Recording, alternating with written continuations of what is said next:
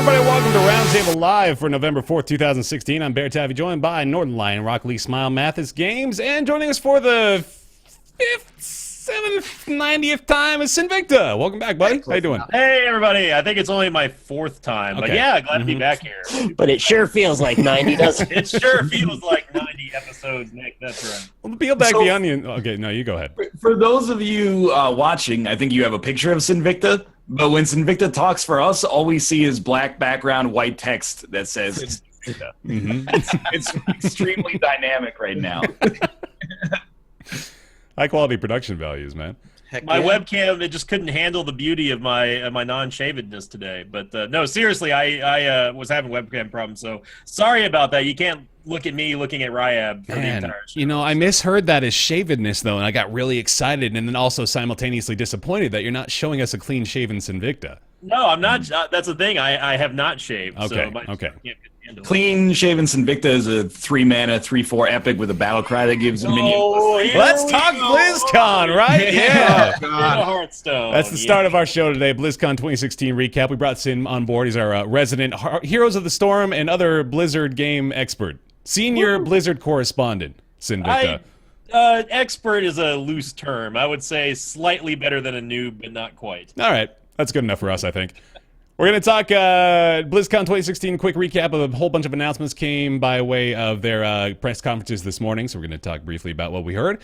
Also, the Steam Store, as we noted last week, will soon be requiring all devs to list their games with actual in-game screenshots as opposed to promotional materials or artwork or anything like that. Finding Paradise was announced. It's the sequel / episode 2 of To the Moon, that series that Nick just recently played, so kind of good timing there.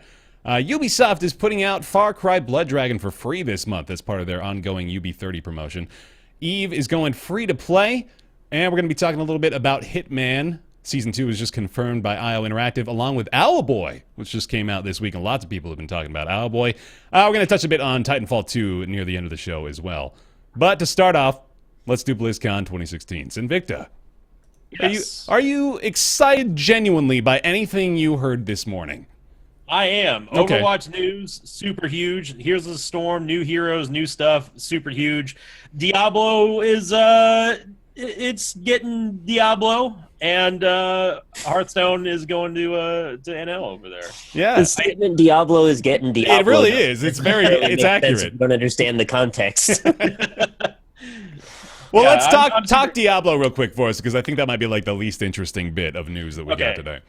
All right, so I don't know where the rumors perpetuated from that Diablo 4 was going to be talked by anybody. I have no idea where that originated. Probably like Jesse, because he was like shitting all over Diablo 4 for a while. He's like, I swear they're going to announce Diablo 4. They have nothing else to announce. And yeah, he also calls Jaina Dreadlord, which he's clearly not. But there's literally a 0% chance that we see or hear anything official about Diablo 4 in this decade. I will almost put money on that. But what the Diablo news was, it was basically they are going back to remake the original Diablo, and players are going to be going back to Tristram, the original town from the first game. There's going to be a multi-level stage boss, and it concludes with an actual fight versus the old version of Diablo. So they're bringing in like new the old sound effects, old music, except it's going to be livened up a little bit. It's actually pretty cool because Diablo 3 is sort of stagnated for a while because of a game that may or may not rhyme with Path of Exile, but I'm excited to see the new stuff nonetheless for Diablo 3, and I'm glad that Blizzard is still putting resources into that because it's a lot better since the expansion. Go play it. Mm-hmm. But that was about it. Oh, by the way, they also got a new hero class. I mean, I don't know if anybody wants to talk about the Necromancer, but yeah, the Necromancer also is going to be coming back. It's the first new class we've gotten since the expansion came out with the Crusader and everything. So there you go. If you wanted to play Necromancer, you don't have to play Witch Doctor anymore. Congratulations, those of you. Raise your hand out there if you're still going for the daily grind in Diablo 3. Let us know, because we need a good sampling. There's still a lot of people that play. Yeah, I think so. I thought it kind of died off a little bit after the... well, I know the launch definitely didn't go extraordinarily smoothly, and then I think just sort of trailed off from there. That was my perspective of it anyway. There were some peaks when people got back in when they started doing the seasons and they revamped it a bunch. And they got rid of like that little real money market bullshit. Yeah, oh yeah. Reaper of Souls was like extremely well received, along with the PS4 re-release. So I mean, I kind of feel like it definitely peaked and had a little bit of a long tail, but it's like one of Blizzard's few games that doesn't have an evergreen reason to keep coming back to it right now. Right. So, I mean, that's why I personally was like, it seems like maybe the time, if it was going to be any time, would be now to announce like Diablo 4, but I guess maybe they still got a couple of years of milking that a little bit. At Not that least they 4. shouldn't, but I don't know. I know Blizzard has a reputation for releasing things like with huge gaps in between them, but 2020 for Diablo 3 or Diablo 4 seems crazy to me. Mark my word on Roundtable Podcast number 65. Number 190. Oh, When we get here in 2020, Diablo 4 would have been announced only that year. I almost guarantee that. all right. But yeah, Reaper Soul is definitely it did somewhat to the extent of what the Lord of Destruction expansion did for Diablo 2. It sort of brought everything back and renewed it, and they sort of addressed a lot of the issues. But I mean, overall, it's people only really go back to play when a new season starts to get the season exclusive rewards, and then they stop playing after like 2 weeks, unless they're streaming or something. So Sounds about right. And moving on then, let's talk about Heroes of the Storm next. yeah, Heroes. They announced 2 new heroes. Varian, who's an Alliance character from the Warcraft universe, for those of you who play that game. That's an indie title we may not have heard of. Also, Ragnaros is going to actually be a playable hero, which surprised everybody. Varian was kind of like we expected it. They teased it a long time ago. Yeah. But Rag totally surprised everybody. They're also doing what they call the Nexus Challenge, which is that they give you and at least one friend or more to earn a bunch of rewards. You get like new heroes, you can get like exclusive mounts, exclusive portraits and stuff just from playing games. I think the first baseline is like 15 games. So it's Blizzard basically trying to entice people to come back to Heroes of the Storm, or if you've never played it before.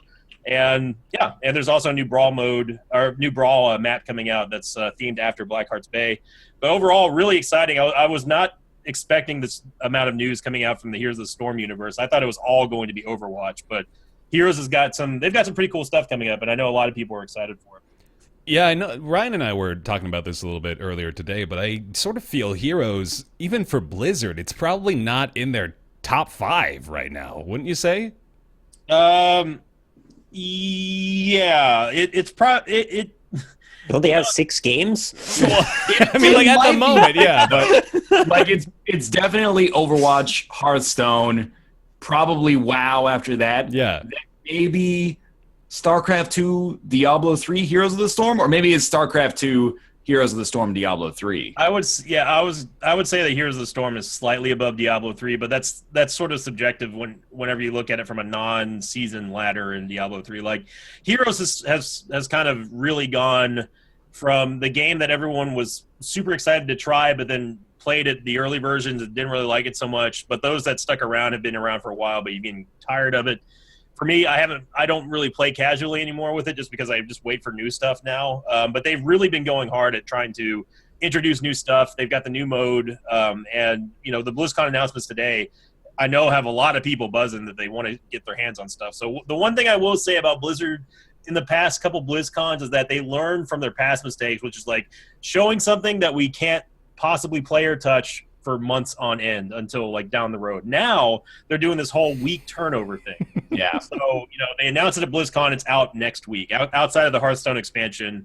And that sort of thing is what we've been hoping that Blizzard would do for a while now. So they're doing a better job of managing the hype, because Blizzard's been hype masters for that. But as far as releases go, they tend to be a little bit more carnivorous whenever it comes to trying to compete against other games in the same genre that are going for big releases, which is good on them, but it also kind of kills the hype. So the faster turnaround is going to be really cool, and I think that Heroes of the Storm is going to do better. It's not going to ever eclipse Overwatch or Hearthstone, but it's exciting times if you've ever wanted to dabble in Heroes. It's a good time to get back into it.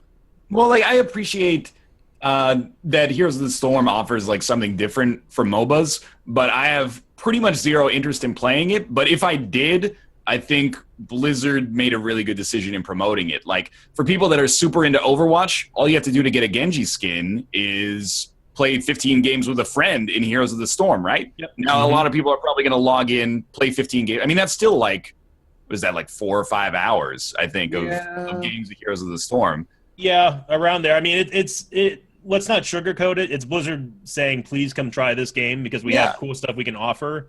But that's the sort of thing that I feel that they've needed to integrate into Heroes a lot more often, because that the whole premise around the game is that all their heroes are joining together to fight each other in what's called the Nexus.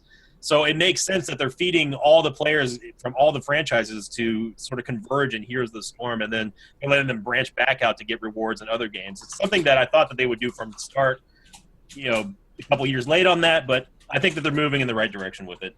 Is it going to be game-breaking? Is it going to bring, millions of players back? Realistically, probably not, but it's certainly not going to do any harm to the game. It's going to do way more good than we've seen for Heroes in the last couple of months than harm, I think.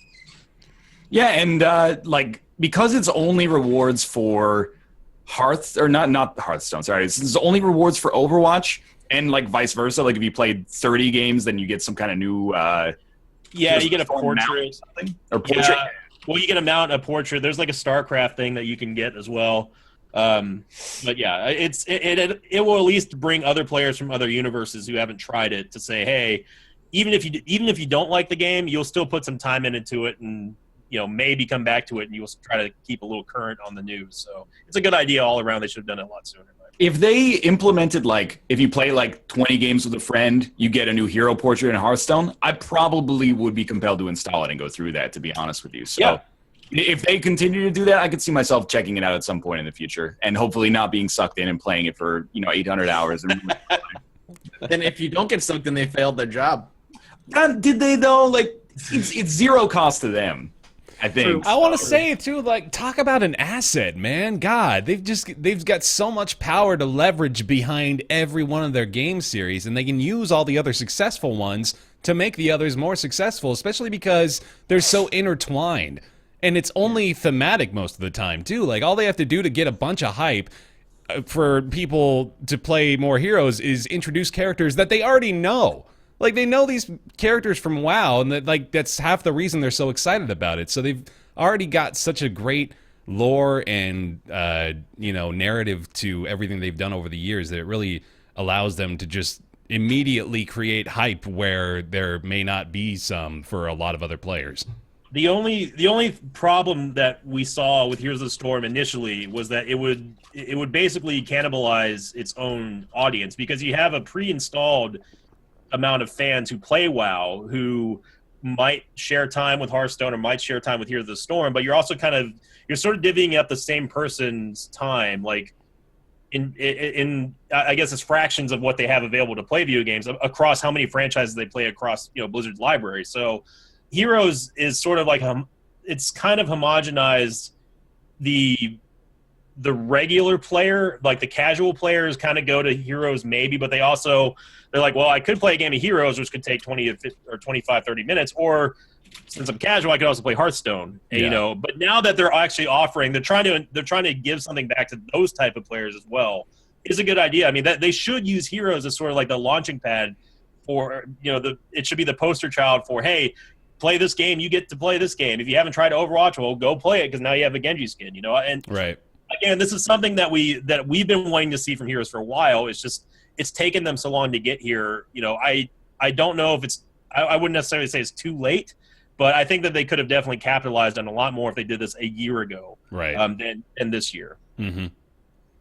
Well, speaking of Overwatch, to no one's surprise at all, Sombra is Overwatch's newest character. The announcement was made at BlizzCon, and okay, Sin, I had to laugh when you said this, how Blizzard has been learning from its mistakes as far as providing people with months of info that they can't quite touch, but they know it's there. Yep. The Sombra ARG, I don't know, man. I think everyone knew a month and a half ago probably that Sombra was going to be announced at BlizzCon. It's sort of just making the ARG kind of pointless. I saw cosplay of Sombra at BlizzCon. It wasn't a very good kept secret. I mean, to be fair to Blizzard, it did get leaked. It got leaked 2 weeks ago, the character design and her logo and everything. Yeah. 2 weeks ago? I thought she got leaked way before that, no? What's the point of having an ARG if you're obviously going to announce it? That's the whole point, yeah. Yeah, that's how everyone kind of felt. like the Sombra ARG was nowhere near as in depth as people would have thought. Like it's certainly nowhere near like the Isaac ARG that happened. Like was it even really an ARG? I think it was just like an elaborate promo, man. Well, they did hide some cryptic stuff in like lines of code. They had a fake website come up. They had a Mexican site come up that was actually part of the lore from Sombra's universe in Overwatch. So like they put some time into it, but the thing is that it just didn't surprise anyone whenever it came out. Like pretty much anyone bet the house that we were going to see Sombra's like conclusion at the beginning of the opening ceremony, which exactly happened. Yeah. So at a certain point, I feel like they should have just announced her because everyone thought that Anna was going to be Sombra. Mm-hmm. Because of all those, there's like pictures on a table that you could say like you could see Sombra's an insignia or something. But overall, I think the mutual feeling for most people is that like, okay, finally they're going to end this sort of thing. You know, there's no disappointment, but that's because there was no expectation because everyone already knew what it was. Yeah. So. It gave Force weeks of content though. Force Overwatch strategy gaming, yeah. Mm-hmm. It feels really disingenuous to have such a big fuss over what amounts to a character in a game. Yeah. It's like, who cares? Don't tell Another shooter character in a freaking multiplayer MOBA. Shooter MOBA, sorry. Not really a MOBA. I don't know what we called Overwatch. It's a hero Team shooter. Hero shooter, team shooter, yeah. The character itself, though, based on just like I assume that the cinematic that they played was sort of meant to hint at the skills and the abilities that Sombra would have in multiplayer play, which look interesting. It appears as though she's got a teleportation pad that you can set down in a certain place and then recall back to, which is definitely not a novel idea, but it is, you know, it's nice to have in Overwatch. And then she's got an active camo, it appears. Pretty much just an SMG is her main weapon of choice, and then I didn't notice what her ult might be. I think it might be like taking control of another ult, which would be a really interesting mechanic. Something I could see being utilized in a myriad of interesting ways. Yeah, I haven't heard as far as like the actual abilities go, but I mean, she's basically going to be the character that all of like the super duper MLG elite status pros play, but also the newbies play because like, oh, stealth. I'm just going to sit here and wait in the corner, and I'm going to kill this Reinhardt over and over again. So it's cool to see a stealth hero, whether or not, you know, it's going to work very well in a game. I mean, if you go back, if you want to talk about sort of stealthy, we've kind of seen this with the spy in Team Fortress 2, where I guess they're somewhat pseudo invisible. You know, I mean, taking the disguise of someone else. So I don't know if they're going to try to play to something like that, but. Yeah, she looks cool. Whether or not she's gonna, you know, be awesome to play, I'm not sure yet because I haven't got a chance to play her. Mm-hmm. And then another bit of big Overwatch news actually coming out of BlizzCon was the announcement of Overwatch League, which is Blizzard's new esports organization. And of course, Blizzard is not new to the esports scene. In fact, they were one of the first to really find success in it with StarCraft years ago.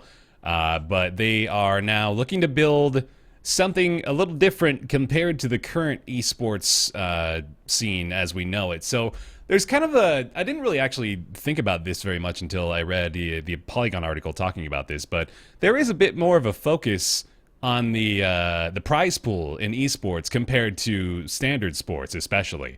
Like there's a weird infatuation with like the amount of money that these teams are taking home, especially when you talk about the international. Like what's probably the first thing you think of when you think of the international is you get like $12 million right, if you win. Exactly. So you're pretty focused on that most of the time as far as esports are concerned. And it sounds like Blizzard kind of wants to change that with Overwatch League. They're looking to make it more like a standard competitive organization like the NFL or the MLB, as opposed to just another esports tournament run by Blizzard. It sounds really interesting. Yeah, I like that. I think that the prize pool focus right now is great if you win the international, or even if you come like top 12 in the international. You know, that's like your operating expenses for a year to forever, depending on, you know, how well you do.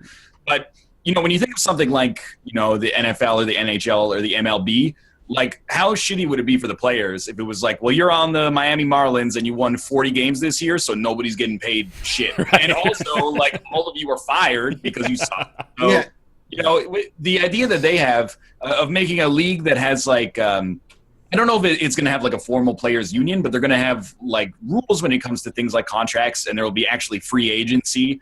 So a player There's going to be an off season. Like that's a big part of this. So players can actually like leave a team when their contract runs out and then be courted by other teams. And hopefully that leads to things like guaranteed salaries or, you know, something not exclusively like performance-based payouts. And I think that would lead to a healthier scene where people, like right now, people are desperate to win because if they win, that's basically the only way they can justify it. Yeah. But it would be much nicer to just have people be able to practice, you know, and get paid like a reasonable salary, especially when they're generating a lot of money for not only the teams that employ them, but also, you know, for Blizzard themselves, because they drive a lot of interest in Overwatch in particular. Yeah, I like that they're going for a more structured approach instead of the somewhat archaic style that esports has kind of been plagued with. I mean, it's just rife for like abuse. We saw that going on with Kespa and everything over in Korea. So I'm glad that Blizzard's finally taken like an official like stance on, hey, we're just going to run it. We're going to run it the way that we want to, and we're also going to pay people because you know that they legally, there's no way that they're too big to fail. So they're always going to have the money to be able to pay for coaches and teams and that sort of thing. And player salaries, they're not going to have to worry about tournaments not paying out, which is good. Really quickly, I actually did, someone linked it in chat live.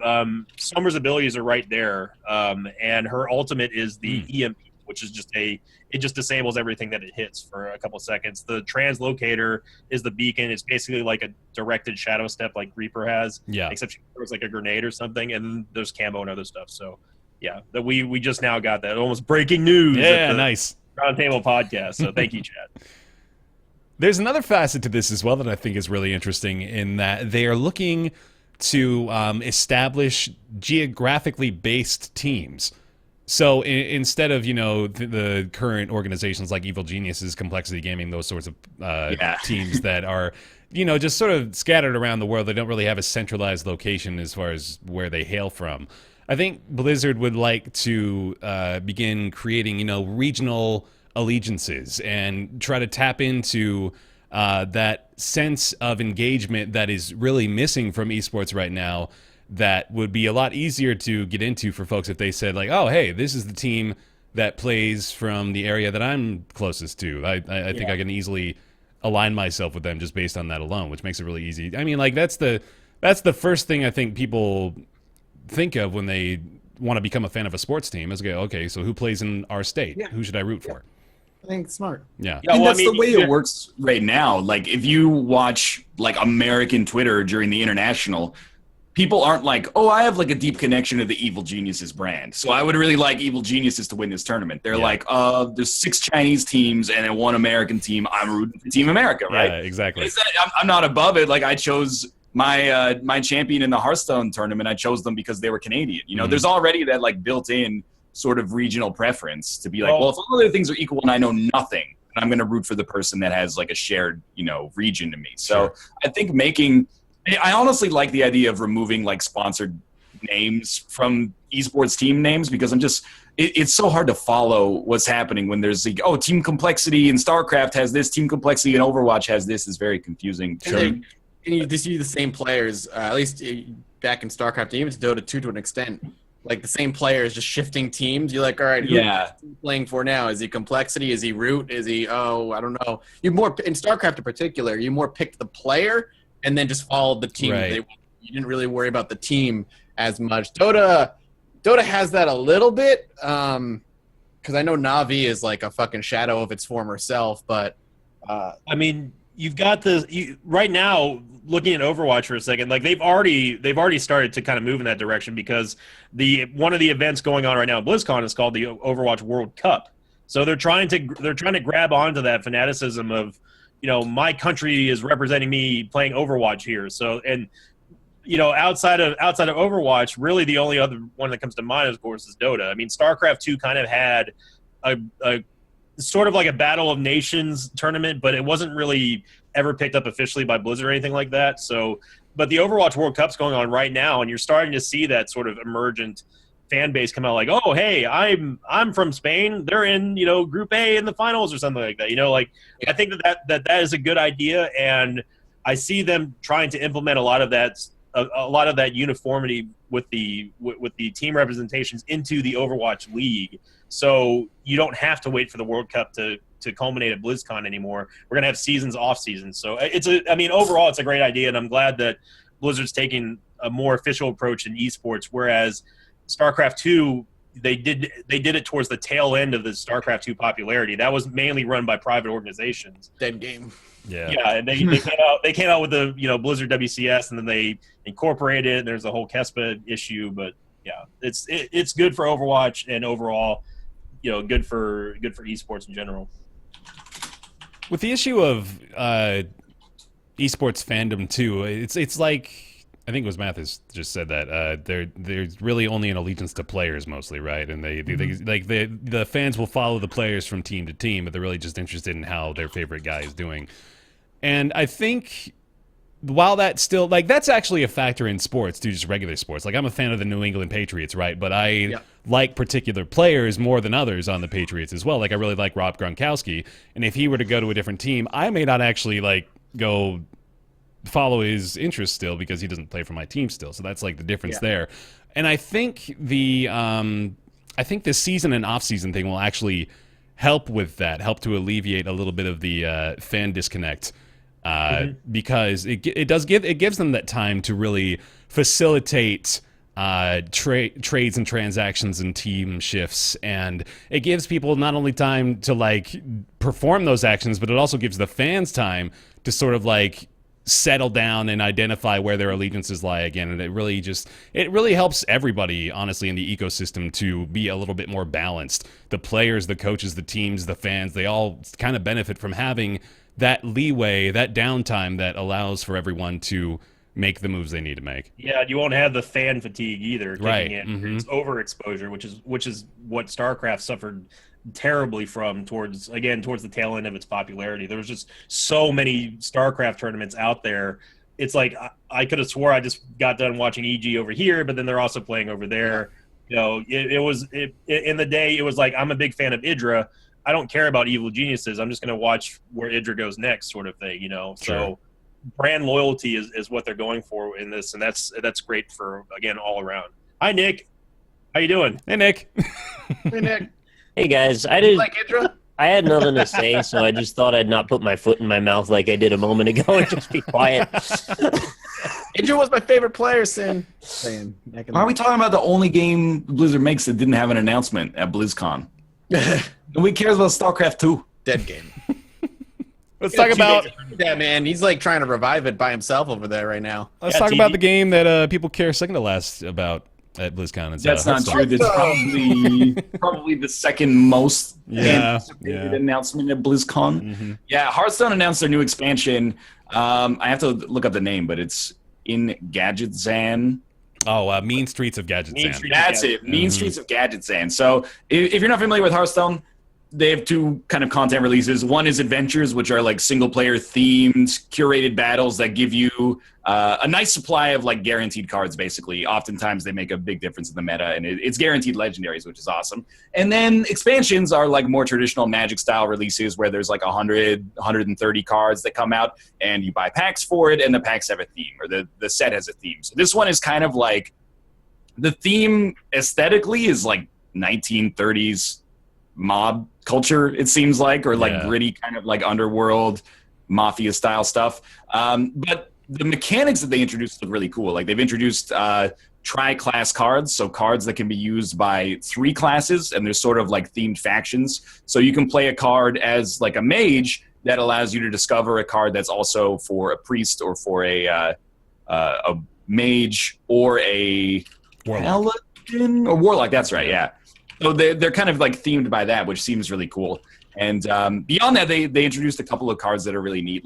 One card has the ability to, if you have no duplicates in your deck, sort of like a Reno Jackson condition, then you can construct your own spell when you play it. So when you play it, it's do you want a 1-mana spell, a 5-mana spell, or a 10-mana spell? Based on what you choose, it gives you different effects to choose from, and you can make your own spell within certain criteria, at least. So it looks really cool. I'm excited for it. It comes out in a month or so, which is plenty of time to grind some in-game gold. And I'm not the biggest fan, aesthetically, of the set. I think the theme is kind of a little tonally weird with it just feels gnomes and goblins versus gnomes again. It's always steampunk like gadget stuff. Yeah, like I really liked RNG Stone. Yep. Are you like Dan right now, Ryan? Are you like personally financially funding Hearthstone like Dan is financially funding Star Citizen? Not at all. Like I bought One Night in Karzan and League of Explorers in August with real money, so that was like $50, and then I put like $10 in packs when BioShock didn't work, so I streamed Hearthstone on Sunday. But apart from that, like I've basically just been grinding in-game gold to get ready for the expansion. So I recognize that not a lot of people are super into Hearthstone right now, but expansions are always good times to get back in, and I hope that they have a pre-order bonus as well, which would be nice. I always feel like the more expansions that come out for Hearthstone, the harder it is for me to ever get back into it. It was to a point, but not anymore because of Standard. So, like, if you want to play Wild, you're fucked because you're missing out on like 4 expansions that everybody can play from except you. But when it comes to Standard, like, there's good times to get in, and rotation is a good time to get in, but that doesn't happen until early next year. Were you like me when you saw the flavor text that said create a custom spell? Your mind just started racing with the possibilities. I didn't realize they were going to have like the criteria that you have to follow along with it. It was going to be something like, spawn 1 Varian Rin and eliminate 8 of the characters in your opponent's deck. Well, like the first thing when I saw it, I was like, oh, that's really cool. And the second thing was like, oh, everyone's going to rope when they play this card. Everyone's going to take 45 seconds to be like, oh, what fits into my curve amazingly right now? You say everyone's going to rope? Yeah, it's the Hearthstone lingo, man. It's Hearthstone lingo for taking the maximum amount of time possible to do your turn. I thought you used it like skeet. Let me know when you're going to be on the battlefields of Gwent, sir. That's where I'll be. No, but we're not going to get into that. For the love of God. But people who don't play Hearthstone very much are all like, I'm super excited for Gwent. Gwent is like 10 times more pay to win than Hearthstone is right now. And you can't say that until it releases. It needs a lot of work. You can totally say it because they're taking your money right now. Yeah, for those who are, but not everybody can jump in. It's a closed beta. Right, and as of right now, not everybody can be grifted. But I'm sure that they'll probably come out with dailies or something like that right now. But right now, Hearthstone, it's conceivable to build a collection for free. And Gwent is very, very, very difficult. You have to be good enough at the game to consistently win with only basic cards against people who have legendaries, and like 45% of the cards, or 45% of the cards in Gwent right now are epics or legendaries. But anyway, and Hearthstone is surprisingly less pay to win than a lot of CCGs out there right now. That's Blizzard's new info on Gwent. Covering here on this show for you. Let's move past BlizzCon 2016, I think. We're about done there, right? Anything that we missed, Sin, that you noted, or I think we covered it all, right? Yeah, that's pretty much it. All right. I mean, no Diablo 4, so... So we're all just bitterly disappointed. Good dudes. And no revitalization of Project Titan. Yeah, it's called Overwatch. That's true. There you go.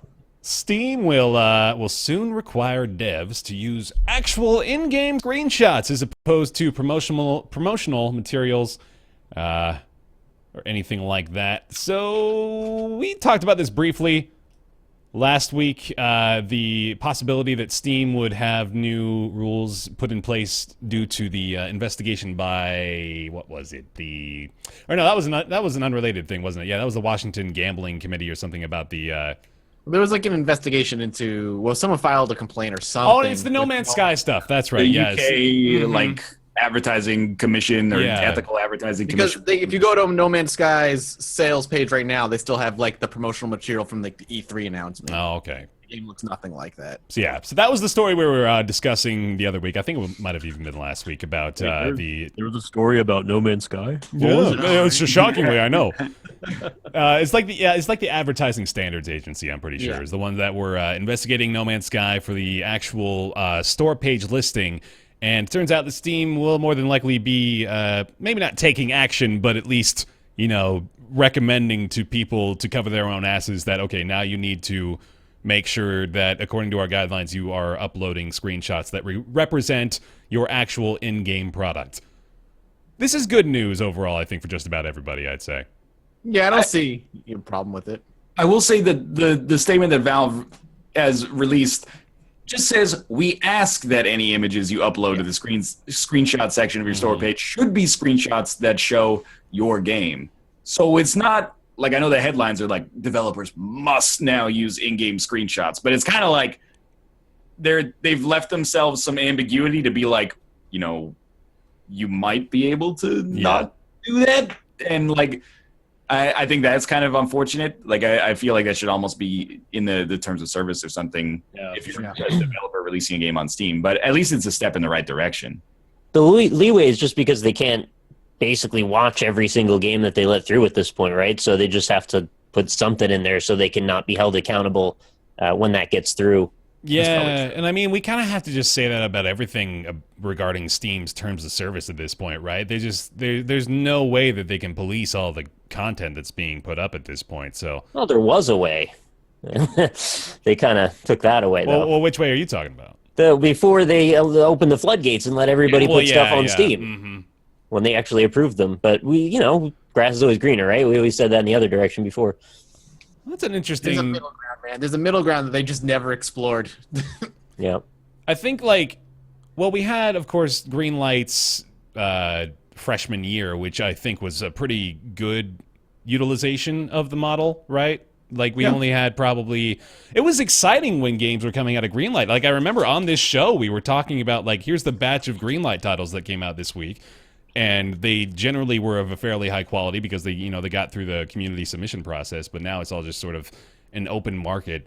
Well, for 3 months, they did 10 games a month, 15 games a month. And then after that, they were like, here's 100 games a month. Yeah. And then after that, they were kind of like, if you get through Greenlight, you can come through whenever. We were not going to gate it and then release it. I mean, even 15 games a month is like a game every other day. I think that's pretty significant. But then 100 or 150 games a month is 5 games a day. That's actually crazy. It's insane. For the original conversation point about Valve saying, they suggest doing actual in-game footage. I feel like that's Valve trying to distance themselves from any. They're sort of future-proofing their policies now, because it's the way that I look at it is that they're saying, sort of like a semi-concerned parent telling you, I don't suggest you to put this fork inside of the electrical socket. So I'm just going to say, try not to do that. Sure. But I'm not going to stop you because I'm not you're not going to learn anything from it. But I'm also not going to take responsibility. That's how I kind of perceive that readout until they take a hardline stance on that to say you must show something that is from this build of the game and you must update it. That's how I'm always going to kind of perceive Valve, as the somewhat not so concerned parent of a kid who's up to no good, Sure. They're not going to bring any discipline around it. And I think that's where most of the underlying problem has for consumers, but that's just how I look at it from my point of view. Yeah. The crux of the story was essentially people asking, okay, so now can we trust the screenshots we see on the Steam pages? The answer is still no. Yeah, the answer is unfortunately, no. yeah. Yeah, because they're not forcing anyone to do that. So it's well, we did all we could. We told them we suggest that you do this. If they don't do it, it's not my fault. And I really hope that they take a harder stance on that. So you would have thought they would have done it after this whole debacle, but apparently not. So it is the right step in the direction, though. I will say that.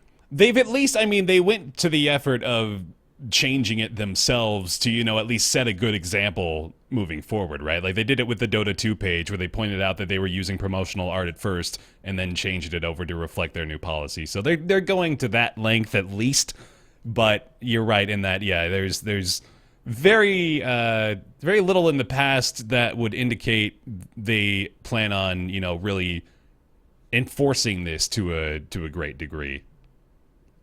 Yeah, we haven't seen any evidence to the contrary yet, so there's no reason to believe that this is going to change much officially anyway. But hopefully they'll get more pro-consumer with stuff going down the line. But I'll let TB comment on that because he does it way better than me. Sure. At least this is an indication that, I'm not going to blame it all on No Man's Sky, but an indication that from experiences like that, at least Valve is learning a little bit. I would say No Man's Sky is probably the highest profile game to have lied as outwardly as they have. I have plenty. I mean, I went to fucking battle against that damn fucking zombie survival game. Oh yeah, the Dead Linger. The Dead Linger over the shit that they were doing. Yeah. That was that was an awful couple months, but they were doing the same thing. They were just showing fake screenshots and all this other shit. But because they were a very small indie game, no one gave a shit. Yeah. And I think this is the biggest game to have done it, to really bring it to the public eye. But it's been going on in early access games or small indie games that are just trying to turn a profit as quickly as they can before they disappear for the longest time. One of the the lesson they probably learned, it has nothing to do with being pro-consumer. It's probably just they don't want to get sued when somebody screws this up for somebody else. They don't want to get investigated by the advertising standards Yeah. agency, right? Yeah. Of course, it's Valve looking out for Valve. That might just kind of be the end of that.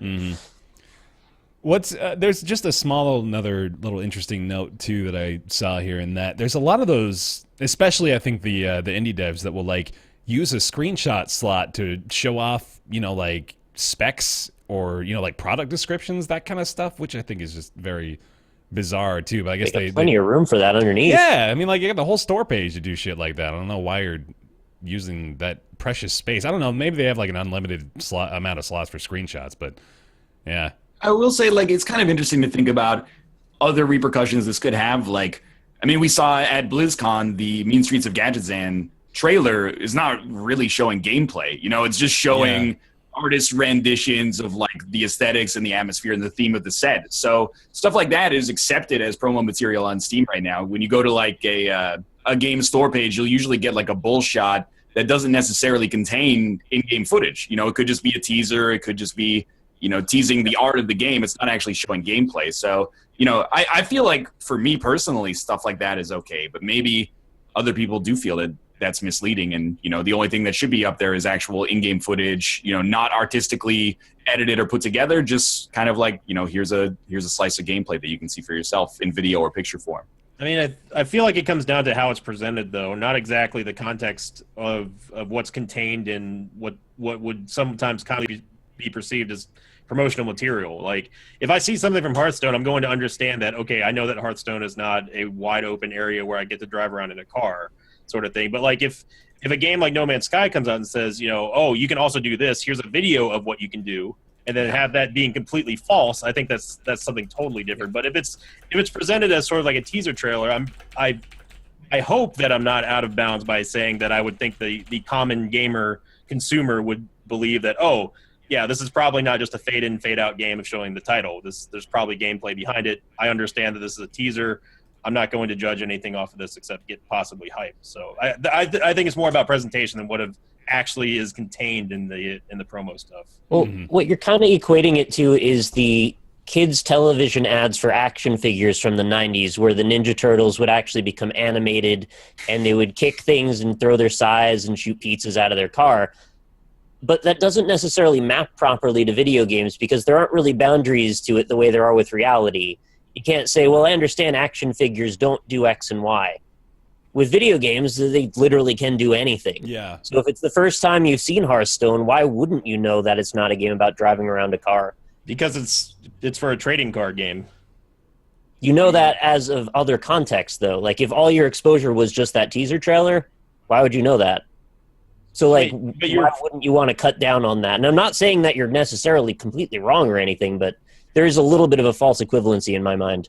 But if that's the first time you've ever heard of Hearthstone, chances are it's not going to be the last time you ever hear of Hearthstone. If you're that interested in it, I mean, like you just said, like if you're that interested in it but you haven't heard of it before, chances are you're going to want to try to follow up on what you've just seen, and then you realize, oh, it's not actually what I saw on that one trailer for promotion stuff. Like, it's actually a card game. Yeah, I think it might be a little misguided, because I wonder if we're getting to a conclusion here that perhaps Steam ought to be a little bit more responsible for the promotional material found within the trailers as well, which I don't know if I'd necessarily want to even allow them that, jurisdiction.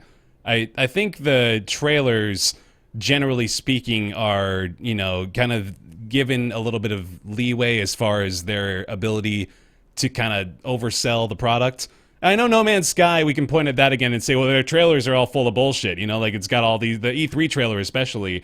Where the hell's all that stuff, right? But I don't know. I don't know if it necessarily holds the same weight as the screenshots, even though that it's just a series of moving screenshots, I guess, ultimately. I have issues, like, I don't know, man. Like, I have issues.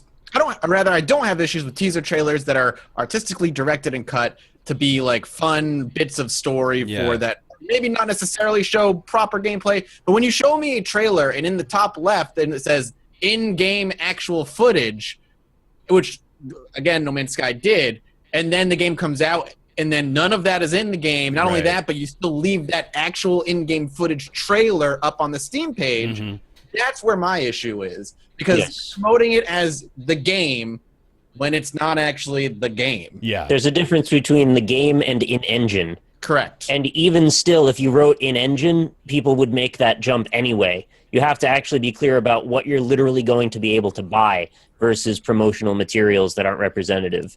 Yeah. And that line gets blurred all the time. I agree with that for sure. I want to make the note that, like, I'm totally fine with the Hearthstone Mad Streets of Gadgetstan trailer, for example. Like, that's something that I consider is just, you know, like, I see that and I think to myself, oh yeah, this is not really like trying to show me what I'm doing.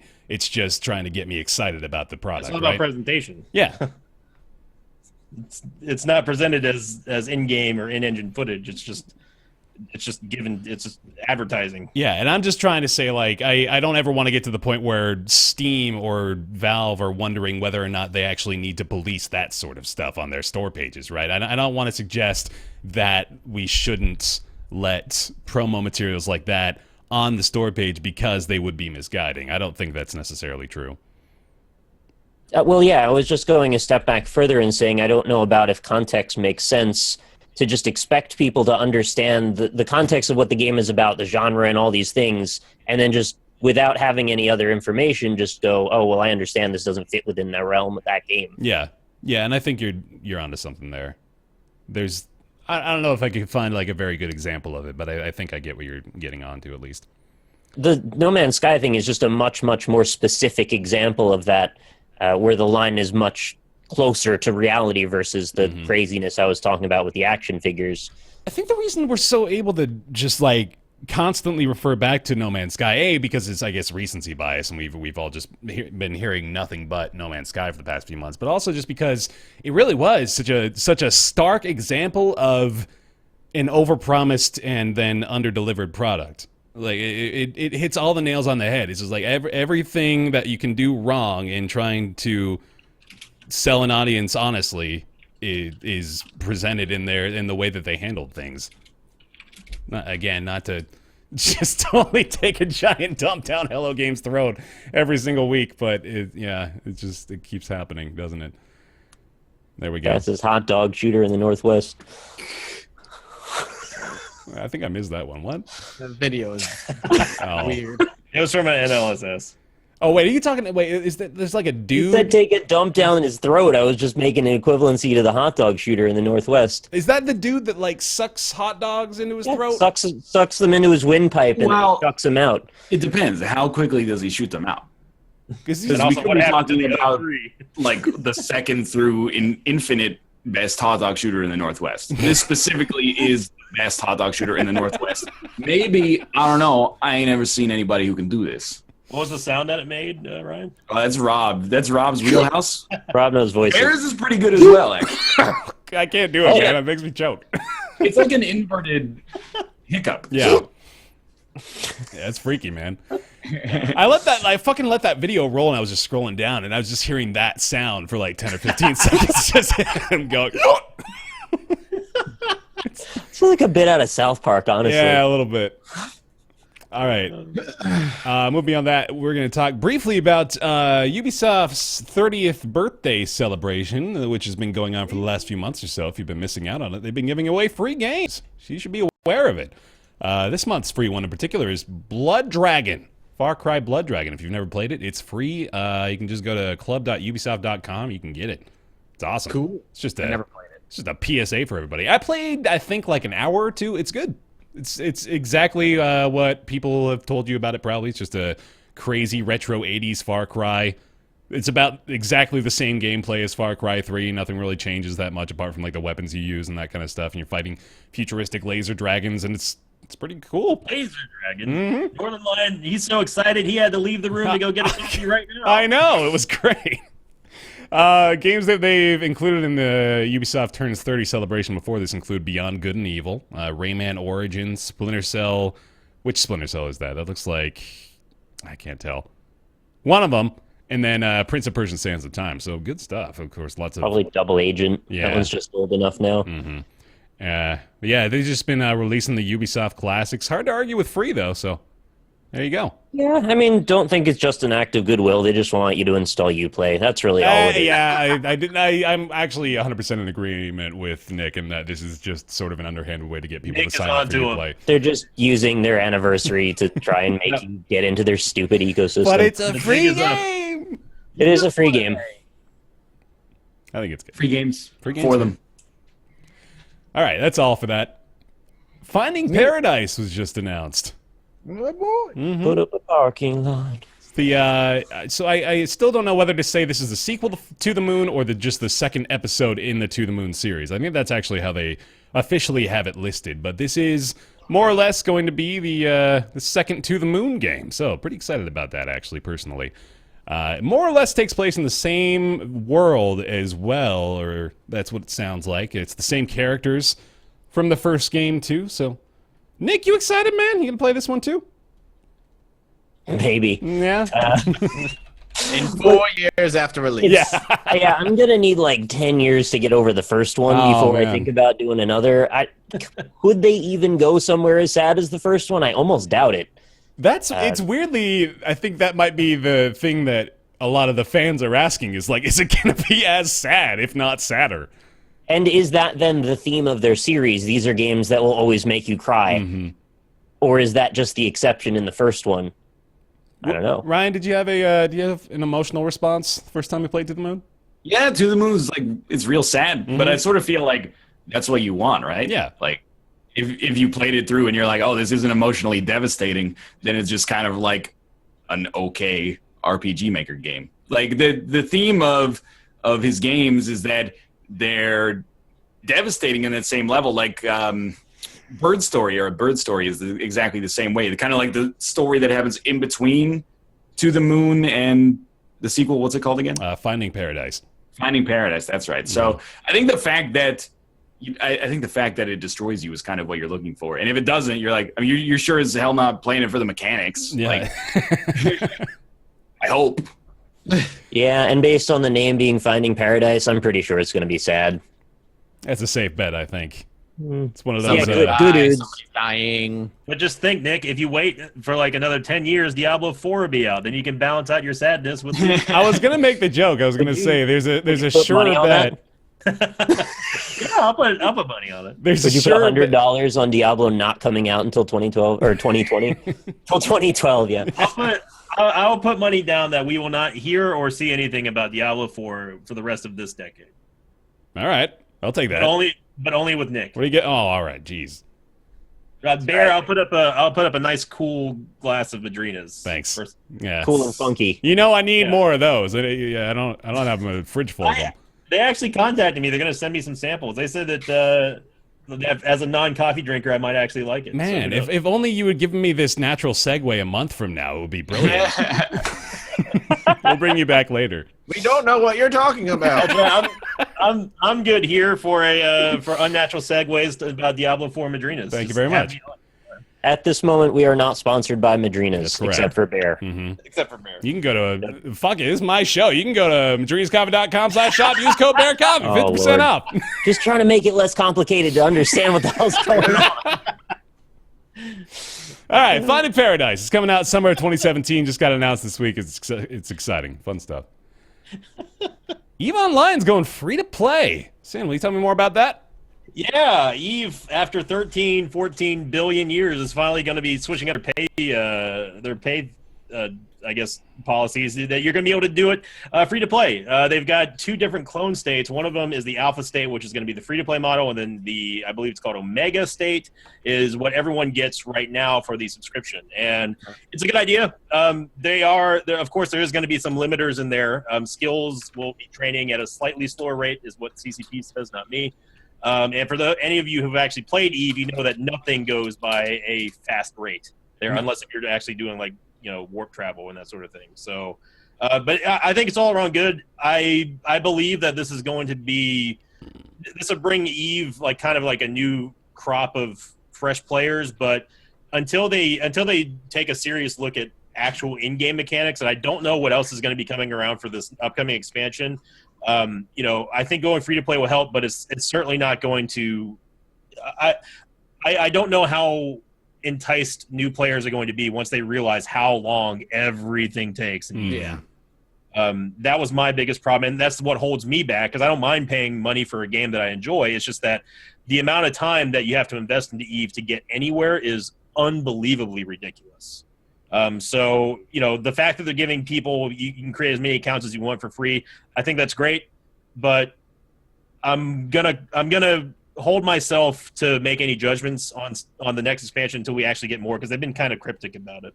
Of course, this trailer says on the bottom in-game footage. That's perfect. It's not a screenshot. Yeah, man, it's the real deal. Yeah. So I kind of want to discover the EVE history of the group real fast before we go any further here. I've played it a few times. EVE will always be that game that I wish I had discovered after the collapse of Star Wars Galaxies. Mm-hmm. I feel like during that time in my life where I did nothing but play MMOs, and I was really looking for a sandbox MMO to replace the one that had just failed, EVE would have been perfect for me. But at this point, it's going to be that game that I always wish I had time for, because I really love the political intrigue between players, the idea of the devs creating this world, and then just stepping back and saying, all right, players, you do what you want with it, have fun. And just, these players creating these empires and warring and alliances and trade deals.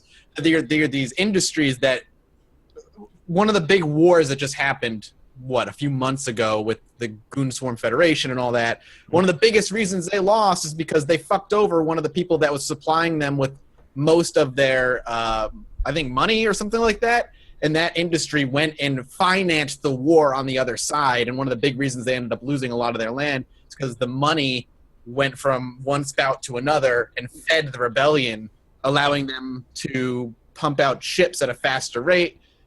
That stuff completely interests me, but I don't have the time to get into that. It's 8 hours a day, every day. There are people who do EVE as a living. It's crazy.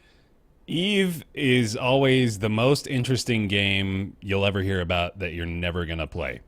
Yeah. It's got all the cool stories, it's got all the intrigue, all the diplomacy and all that, and like you said, people treat it like it's their full-time jobs a lot of the time, but it's just the investment of time.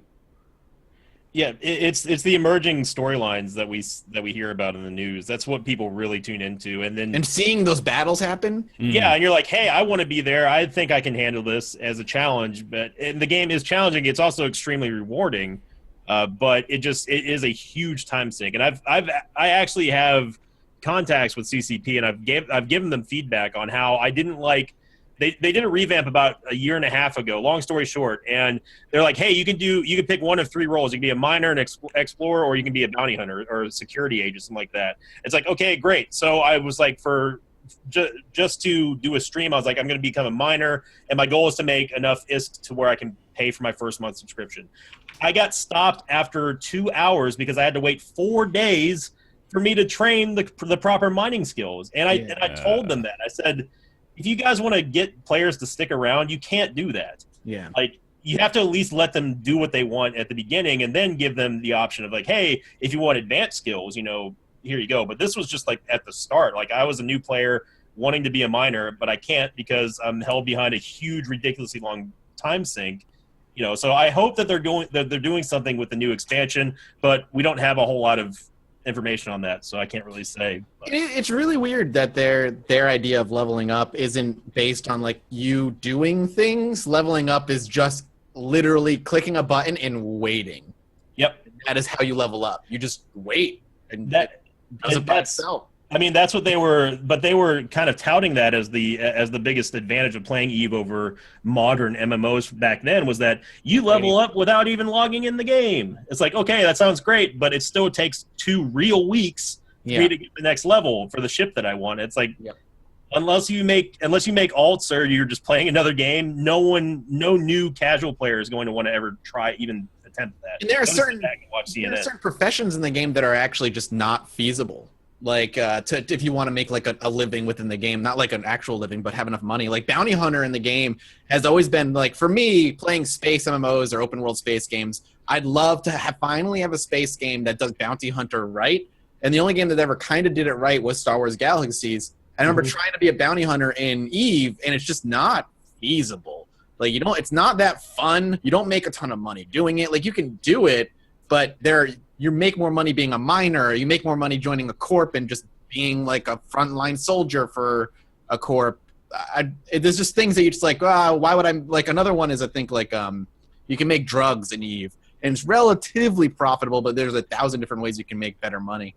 Yeah, that's the skill injectors that you can do now, where you can basically level up a skill and then sell it, so where people can inject it like immediately. So it's for the players who already have a bunch of extra skills that they don't have any value for. They can sell it to someone, say, for example, a person who wants to be a miner, and they'll pay a couple billion ISK for it, and then that'd be that. But I mean, EVE will always have that issue of not being friendly to newer players until they take a drastic approach to revamping many of the systems in the game from the ground up. I mean, I really truly love EVE. I've had a lot of fun playing it over the past couple of years, but that being said, the fact that I can say I played the game for about 2.5 years and still don't know what the hell is going on or how to play most of the aspects of it should speak at how legendarily epic the amount of time that you have to sink in to get any enjoyment. But it is a very fun game, and I'd recommend playing it, especially since it's free now. There's some fun. It's one of those games that there's some fun horror stories of new players going out and exploring wormholes and then just be permanently lost in wormhole space. Like, I'm lost and now I can't get home and I'm stuck. Yep. That stuff's cool to me, but I don't have the time. That's terrible game design, isn't it? I mean, like, you understand, like, if you're going and exploring wormhole space, there's like, the game does warn you, like, okay, going into wormhole space. And to be fair, if you do go there, most likely, if you're going to any nullsec space, you're going to get killed by another player. So you're not going to get lost there. Yeah, once you leave any security space and head to, like you said, nullsec, players just fucking tear your ass. You will get destroyed, and you'll get ported back to wherever your home station is. But like from what Mathas was saying, for example, for bounty hunting, is that if you work for one faction too long, you'll actually create an unwinnable situation with another faction that will continuously come after you and try to kill you when you're just trying to do out missions and stuff. So you have to be careful because it limits the amount of stations that you can go to. So I mean, it's like you can start up and then join, like there's actually a beginner's fleet discussion, like, chat channel that they're like, hey, you should join this corps and you can get like some brave newbies. Yeah, brave newbies. There you go. Mm-hmm. But going past that, I'm interested to see what they do with the expansion, to see if they make it any friendlier to newer players or those who are playing free to play who want to check out and maybe take it to the next level of it. They definitely need to, like chat saying, they need to overhaul the UI a little bit, because it is like looking at goddamn like you're in a spaceship and just this layout in front of you. Like, I don't know what half these buttons do. I thought you were in a spaceship. Yeah, I thought that was maybe the appeal to it, is that you wouldn't know what half the buttons do, right? Man, you boot up a game and there's like 17,000 buttons to press and you don't know which one you're supposed to press. You look for the device. I did that shit with Northernlion. It's pretty easy. My impression of EVE was always that it was like the game for people who hang out on the dark net. Like, if you're a computer hacker and you wear like a low brim hat and a trench coat all day, and you're like, I'm going to play the MMO that suits my style of life. Yeah. So you get on EVE and you risk your entire life savings and your family's your house. That's to a fucking win a global civilization war between two factions. You just made a movie plot, not an EVE player, man. That sounds awesome. It's called The Matrix. Oh, yeah, I guess so. I've never played or seen really much of anything of EVE. I only just hear the stories when they crop up on Reddit that's like, this actual company has gone out of business because it's changed currency I don't know what the stories are, but they just don't even make sense to me. That I can't relate to them on a human level. Yeah. So Eve exists in this other dimension over here where Eve stuff happens, and I'm over here in human world. One of the things that Mathas was talking about was that there was a leader of one of the main corporations that actually took basically the guild bank and went to a different corporation altogether. That was one of the sparks. And then the place that he left started paying like a mercenary corp to fight in the war for them because they lost a lot of people. And they just decided to stop doing it because they weren't paying enough. So the emergent storylines are way better than the actual gameplay. Yeah. But I still enjoy Eve. I don't play it anymore, but I would love to play it again.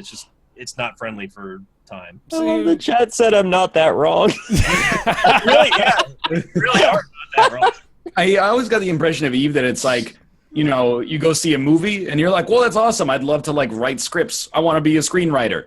And then the actual process of screenwriting is like this monotonous, like sitting in a coffee shop. Oh, you know, enter screen left, right? You go, this is boring. Like the emerging gameplay and the stories that come out of it are awesome. But what you see that like the volcano erupting, what you don't see is like 10,000 people putting in 15 hours a week for like 6 years to make that actually happen. Yeah. And I'm happy. Like I don't need to know how the sausage is made. I'll just eat the sausage. That's fine by me. Yeah, so like the odds of me playing What are we talking about? Volcanoes and sausage? Yeah. the odds of me playing continue to be basically zero. But it's nothing against anybody who does. You think about it. You get what, 1, maybe 2 big Eve stories a year. And Yeah. those months of quiet because it's all the politics that are just bubbling over the course of months that lead to that war. Although, Yeah, man, admittedly, it's not like we're all like hanging around waiting for Eve stories to drop, right? It only really shows up on our radar when the big, massive scale battles happen. You know, we're all hanging around the Eve subreddit just waiting. Yeah. Waiting for that spark that we need to see the next war. But I agree with you, Ryan, in that I was trying to bounce around a metaphor for it too. I don't know, like maybe I like watching the NFL every Sunday, but I don't really want to, participate in the practice drills and sit down with the coaches and discuss schematics and that kind of stuff, even though Yeah, exactly. I would love to have a 6-pack. I'm sure it would look great on me, but All the work involved. I started that working out, boy, and let me tell you, that's for the dogs. Woof. Explain, if you could, a little bit more about the clone states for me, if you could, because I'm not 100% clear on that at the moment. Okay, so basically the alpha clone state will allow you're going to get a very simplified version of the new player experience. If you want to do mining, they will put you down a path that they give you a mining ship, they give you the skills that you can do, and you are not limited. You can go anywhere that you want. You can still train skills, but at a certain point you get limited by the amount of ships that you can get into because of the fact that they limit your skills. Okay. So the Omega clone state is basically the unlimited content. But you can still, in the free-to-play version, you can still do whatever you want. If you want to do security missions, if you want to do bounty hunting, PvP, mining, exploration, you can do all that stuff. But you are eventually going to hit a wall where you won't be able to progress realistically without putting in some extra time and possibly money, because the fact that they say the skills are going to train slightly lower really scares or slightly slower really scares me, because they already trained super slow. Right, yeah. So, Scares me too, man. I'm with you. yeah, I'm shivering over here. I need a sausage volcano to warm me up. Definitely. Since Civ 6 came out, and I've been playing their online speed quite a bit, even when I'm not playing multiplayer, I've just been playing single player at that online speed. I've found that I definitely prefer it, and I wonder if Eve would maybe benefit from... I know this is a lot more complex than this, but just, slash it all in half, right? Like, take a bunch of time off the requirements of what you need to do. Would that help it? Yeah, it definitely would. It would make me more interested into it. I mean, again, I can't make any judgment because I know that they've got other stuff in the works for the expansion. We haven't heard anything. I'm hoping that they go that direction. The fact that the alpha clone states actually have a simplified tree to say, if you want to do mining immediately, like today, and you get through the tutorial, here's your ship, here's what you need to know, go out there and start mining. That's exactly what they've needed for years. So they're going in the right direction. Whether or not that's going to translate to other systems down the road, who knows? But hopefully. So when you're in Eve and you're waiting for the mining skill to level up, what other just sort of rudimentary tasks are you doing? What else is there available to actually do, I guess? Mathas, want to take this one? I feel like I've been talking too much. I mean, the thing is, Eve is everything you want it to be or nothing. It depends on what you want to do. Like, you can go out and do NPC missions in something called ratting, where you go out and kill NPC pirates for money. You can go out and join a noob corps, and like brave newbies, one of the things they do is, like, I don't know if they do it every night, but at least once a week they take all their newbies into a fleet and they patrol nullsec and get kill them. And they get into fights with other players. Like, they find other players, they just get into fights. Oh yeah. You can go out and do, like I said, mining if you really want. You can do a lot of different things. You can play the Vegeta Market, which is just if you're really Vegeta Market. But Vegeta over 9,000. Vegeta is like the main trade hub. Yeah. And you can just go play the market if you want, if that's like your thing. So Ryan would probably be really into like just playing the market because numbers. But to answer Bear's question, if you pick mining and you're waiting to skill up your mining skill, unless you have another ship to do all that stuff we're talking about from what I know, there's very little that you can really do. Yeah, if you don't have a ship or you don't have insurance on your ship and you lose your ship, you're done. You can't do anything until you have money. Yeah. So I'm hoping that they give you like a base set of like an exploration ship, a ship that's capable of at least doing some sort of fighting along with mining. Because if you're waiting like 3 or 4 days, which is my original complaint to them, that I was like, if I'm a new player, I want to go mine immediately, I have to wait until that actually happens. Sinvicta, can you tell me about the inflation of ISK over the last 10 years? I want to know more. Speaking about ratios from volcanoes to sausage, it's gone down about approximately... I'm taking this seriously. I want to know about the market inflation. No, I'm serious. I want to know about this stuff. I never played the serious. Serious? Playoffs? I want to play Eve, but I know that I don't. No, you don't. I know. I'm saying like every part of me is telling me you're not going to enjoy this, but there's still the little bit that's like, yeah, but what if it's so cool? What if you enjoy it? You can get a 21-day free trial from any player, unrestricted. Go ahead. Yeah, you'll enjoy it. I mean, you make your own. It's not one of those you make your own fun, but you'll find fun like sort of deriving from like a lot of places you didn't really expect. Like if you find like a rare ore that you can get, and then turn it around and flip it. But the financial aspect, I never played the markets. I'm not good at auction house stuff, so but there's a whole separate game within a game with the markets and stuff. You can make some serious money. Can you refer me to anyone who knows more about the markets? Mathas does. All right. I'll talk to Mathas. All right. Mathas, tell me about the We markets. don't have to talk about Eve anymore. We can move on. I'm sorry. I'm just having fun with it because I had no idea you guys were this into Eve. It's just really taken back. Like a fascinating game, but Yeah. I understand. I haven't played in months, to be fair. So. We've only ever talked about it in passing. I've always been curious to dive into it further, but I guess It came out 14 years ago. I know. It's got a big story today. It's the only reason. All right. Fun game. I got it. Off we go. Hitman! Season 2 confirmed by IO Interactive. I may be the only one that's played it still. Is that true? I played like the first 2 missions. Okay. So I've seen one. And then Sin? Hitman. Hitman. All right. Season 2 is confirmed will include new locations, elusive targets, all the same stuff you've come to know and love from Hitman. I want to talk just a little bit, though, about Hitman's episodic releases, because personally I think they've worked really well. And I know that there was quite a bit of skepticism about it when they first announced it. In fact, we talked about it on the show regarding how they wanted to actually put the episodes out. And I think it's been a surprising success. And I don't know whether that really can be attributed to the episodic model, but I think it mostly comes down to the fact that they were able to focus on each mission as though it was like an independent release.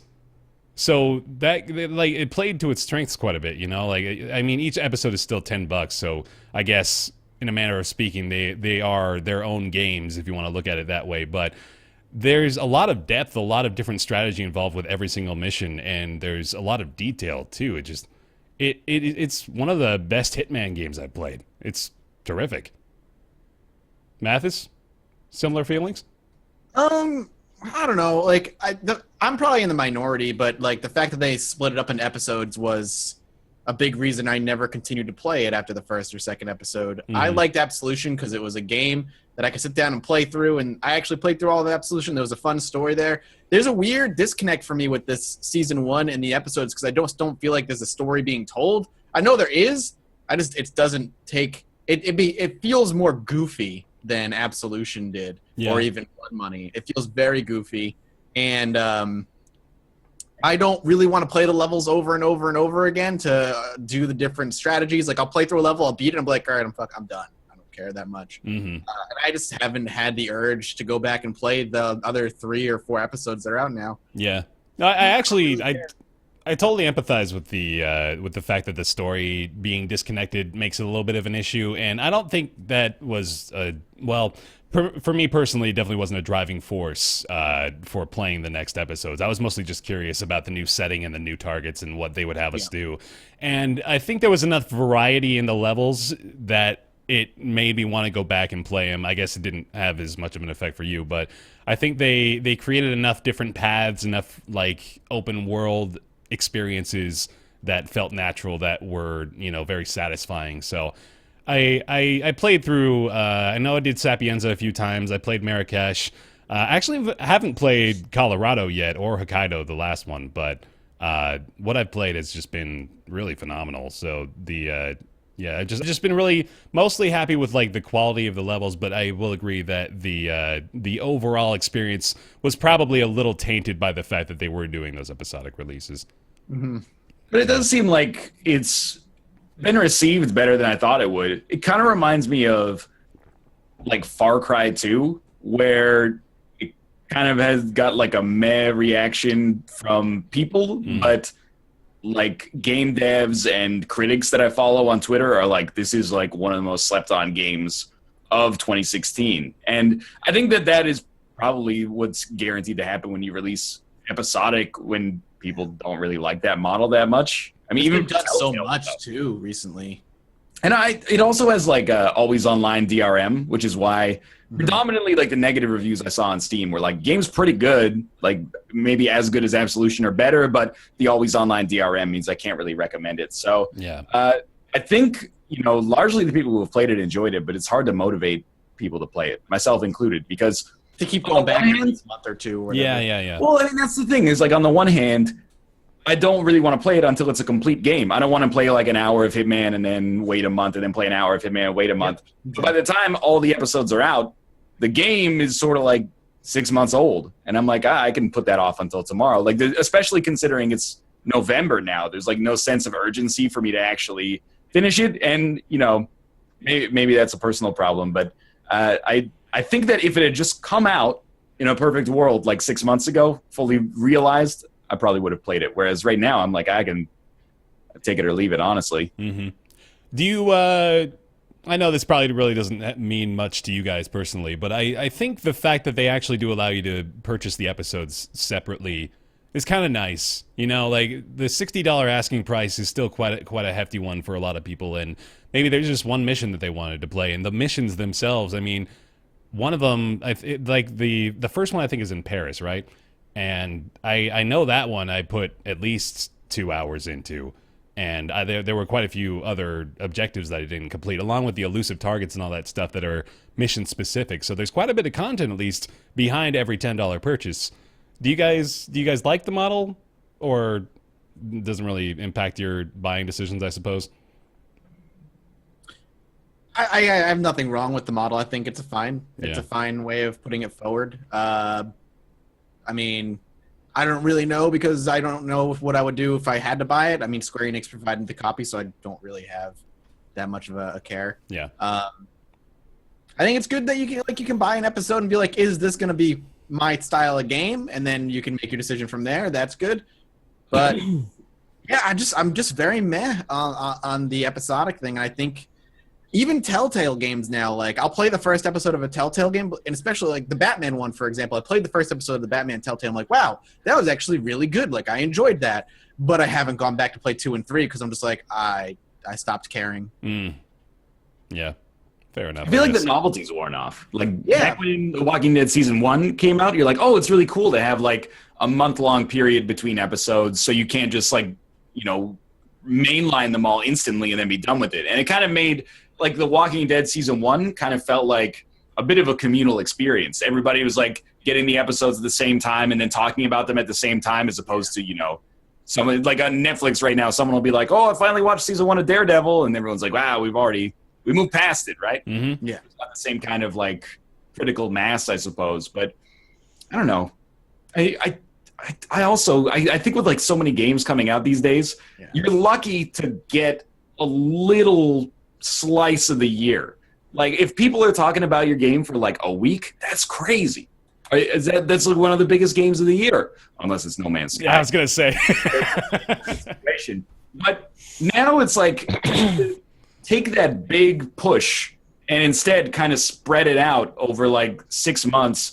I don't know if it really works personally. I still, maybe it's because we're a little bit more old school, but I find myself being like, I would prefer like it's out and then 6 months down the road they release an expansion or something. Mm-hmm. But Yeah, I see it kind of the way Ryan was just saying, in that it feels a little bit opportunistic from the publisher's point of view, in that they kind of want to grab a whole bunch of little spots of like big push instead of the big push, which means from our perspective we don't get to give it as much time and depth, because we're always supposed to be on waiting on bated breath for the next thing to play, and nobody has time to generally be waiting for the next thing, or nothing is ever as captivating, right? Like a lot of the time you push through the middle of a game to finish it. Often with this type of thing, you just lose enthusiasm. Yeah. And it's generally just not interesting enough to promote that style of monetization. So I guess it's cool that you can buy individual levels, but I don't see why you would know you want to buy an individual level till you've already played it. Yeah. So just sell the whole thing. And it also means they get to keep it at full price for way longer, since they're selling it episodic, right? Like they're not going to discount the episodes. It's just going to keep it at full price for a year until the whole thing's out. I wish I'd paid more attention to it, because I wonder if they had actually discounted the past episodes upon the release of a new one. I hope they did, but I would imagine they tried to at least create some sort of bundle incentive every time a new episode came around. But yeah, no, all the points you guys are making are perfectly valid, and I think it is, especially now, it's definitely difficult to hold people's interest longer than a day. Honestly, in a lot of circumstances. I mean, we're at such a fucking rapid pace now. It's like I don't even remember what the big story was 3 days ago, and I know there was one, but Eve went free to play. That was yeah, sure. I thought that No Man's Sky wasn't delivering on promises. I thought that was the big. That's still happening. But yeah, you're right in that it's definitely difficult for it to carve out a continued area of audience interest across the year. However, I do still want to say that I was very pleased with the quality of the product that I played, the episodes that I did experience, and I don't know, I just want to give them props, I guess. I mean, I think we set this up to be a failure at the beginning of the year, and I consider the product that they delivered to be of a high quality, so I want to give them kudos. You know what? You've inspired me to, at least now that I know that the PC version of BioShock doesn't work at all. You've inspired me to at least put this as an option for Subscriber Sunday games. Okay. That it seems like, short, a game I probably wouldn't play for myself if I wasn't doing it on a stream, but could have fun with it regardless. I think that could be cool. I mean, I really like that solution. Soma. Yeah. Soma too. No, I think you would enjoy Soma. Yeah.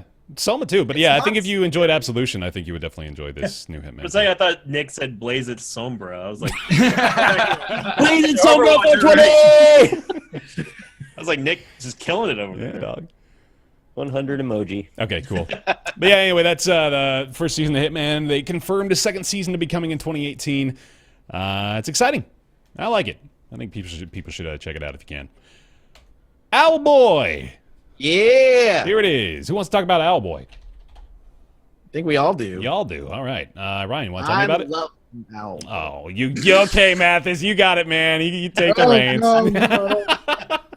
You love Owlboy. That's exciting. No, come on.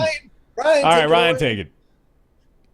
Owlboy is a gorgeous 2D action platformer, I guess you would call it. It's kind of, I'm not going to say that it defies characterization, but it's not like, Super Mario World. You're just going like left to right. It's a little bit more like Cave Story with its like it has verticality in its exploration. It's got some kind of like Mega Man-y type areas with boss battles at the end of them as well. But I'm not sure if it's actually a Metroidvania. Maybe someone who's played a little bit more than that can actually. Metroidvania. Nick, confirm or deny? I don't think it is. No. Okay. So it's just a platformer with height, basically. Okay. So you play as an owl who is mute, and the owls are kind of like the guardians of this mythical town, and your job is to kind of progress the story. You're bullied and picked on, and it seems like the narrative is kind of, you're gonna get your Rudolph the Red-Nosed Reindeer moment throughout the game where you can prove that you're useful after all, and everybody will hopefully be happy about it in the end. Gorgeous art. Like, this game, for people that don't know the context of it, took like 9 years, 9 years, Yeah. something like that to come out. Like, I've been seeing previews for Owlboy for like forever, basically. Yeah. Since before games like, well, maybe not before Braid, but like it's been a long time at least. And certainly before Fez. So like it's been around forever. And the art and music are gorgeous. It has almost like an old school, or at least like 1990s Disney style story. It seems like it's a robust game from a story perspective. And mechanically, I haven't seen all that much of it so far. I've only beaten the first dungeon, which happens pretty early on in the game. But I'm enjoying it so far, and it seems pretty easy to recommend right now. Mathas, you love it though. I love Owlboy. No, I'm really, really enjoying my time with it. I'm with Ryan. It's fucking beautiful. The music is awesome. I know Nick and I will disagree in this part, but I really am enjoying the story so far. The way it's been presented has been, I like the idea, like the way they kind of do the game is like dungeon, action, and then segments of story with the characters in between each bit. And I really enjoy the characters so far. They have not really taken any weird cliche twists and turns. I'm excited to see where it's going to go in the future, but I can't complain. Like, the controls really well. Everything feels like the action feels tight. I just like it. It's a really fun game. I put it up there with like Shovel Knight right now so far. Yeah, I got a really strong Shovel Knight vibe from it. Not in the way it plays, but in the way I rank it, as in like it's like that old school game with like a lot of modern development, polish, and mentality involved. Mm-hmm. I'm not there yet, just because I find that like Shovel Knight it's much smaller in scope, but everything that it does so well. Like, not only is it faithful to the games that it's inspired by, but everything that it does that's innovative is really good as well. And it's like a super tight, polished experience. I will admit, like, as I've been playing Owlboy, there have been some things that have kind of like, I wouldn't say bummed me out, but given me pause. Like, the first dungeon, I was like, I've played a platformer before. This is so easy. Mm-hmm. Like, the fact that like you're carrying the dude, and the dude his gun locks onto targets, and you're basically just spamming the attack button.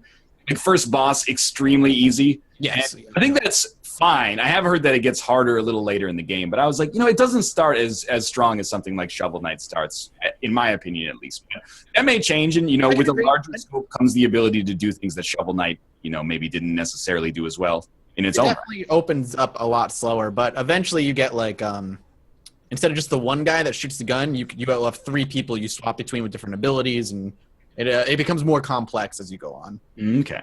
Mm-hmm. Nick. Yeah. You didn't have as fond of feelings for it, though. Yeah, well, so my thing was that it's a good game. I do appreciate it mechanically for the most part. I think it's a beautiful game, and I think that the time spent was very evident in the visuals and the audio. I do think there's some issues with the controls, though, and the biggest, most glaring one is that the activate button is mapped to the same one as the pick up a character button. And you almost always have a character that you're carrying with you during the game. That's basically your attacks are guns that swap out. And whenever you want to pull something out of the ground, you've got to put down the character somewhere else other than where you want to pick up the thing. Otherwise, you'll grab the character again instead of the thing you're trying to get. You can make the character disappear, though, and then you can just summon him right back. Okay, but like it's just an extra button press when it could have just been a different button. Yeah, but it's a lot less. I would say it's a lot less annoying than dropping him and going and picking him up. You press a button, he disappears. You open the door, you press a button, he's back in your claws. All right. Yeah, I don't know. It just felt really cumbersome to me. Talons, actually. Talons. They're talons. You gotta make sure. I had it's an owl. some issues with the background and foreground looking a bit too similar in some cases, where I had a little trouble differentiating what I was supposed to do. Not because it was complicated, but because I just couldn't read the environment properly. There were these little stovetop pot lids that were stuck in these holes on the side of the walls, and I thought that was just the environment. I didn't know I could interact with that at all. There's also some doors that look like they're in the foreground or background, and they're just not. I don't know. It's just a little shading things that kind of irked me a little bit. I also found the writing to be extremely flat. I really didn't like the characters hardly at all, and there was so much exposition that I just wanted to get to the gameplay, and it felt like you were taking 40 minutes to listen to people talk about stuff that you have nothing to relate to. You come into this town, and it's like, all right, I don't know any of you people. This guy's accosting me for a while, and then I found I have one friend, and then we're off on a journey, and then the town's taken over. It's like, I don't even know who anyone is, and all of a sudden we're in crisis. And it just never really feels fleshed out to me from a story perspective. Again, I think the mechanics and the gameplay elements are fun, but it was distracting how long the story kept going on when I just wasn't really feeling it. So that kind of wore me down to the point where I kind of didn't really want to continue after about 2 hours.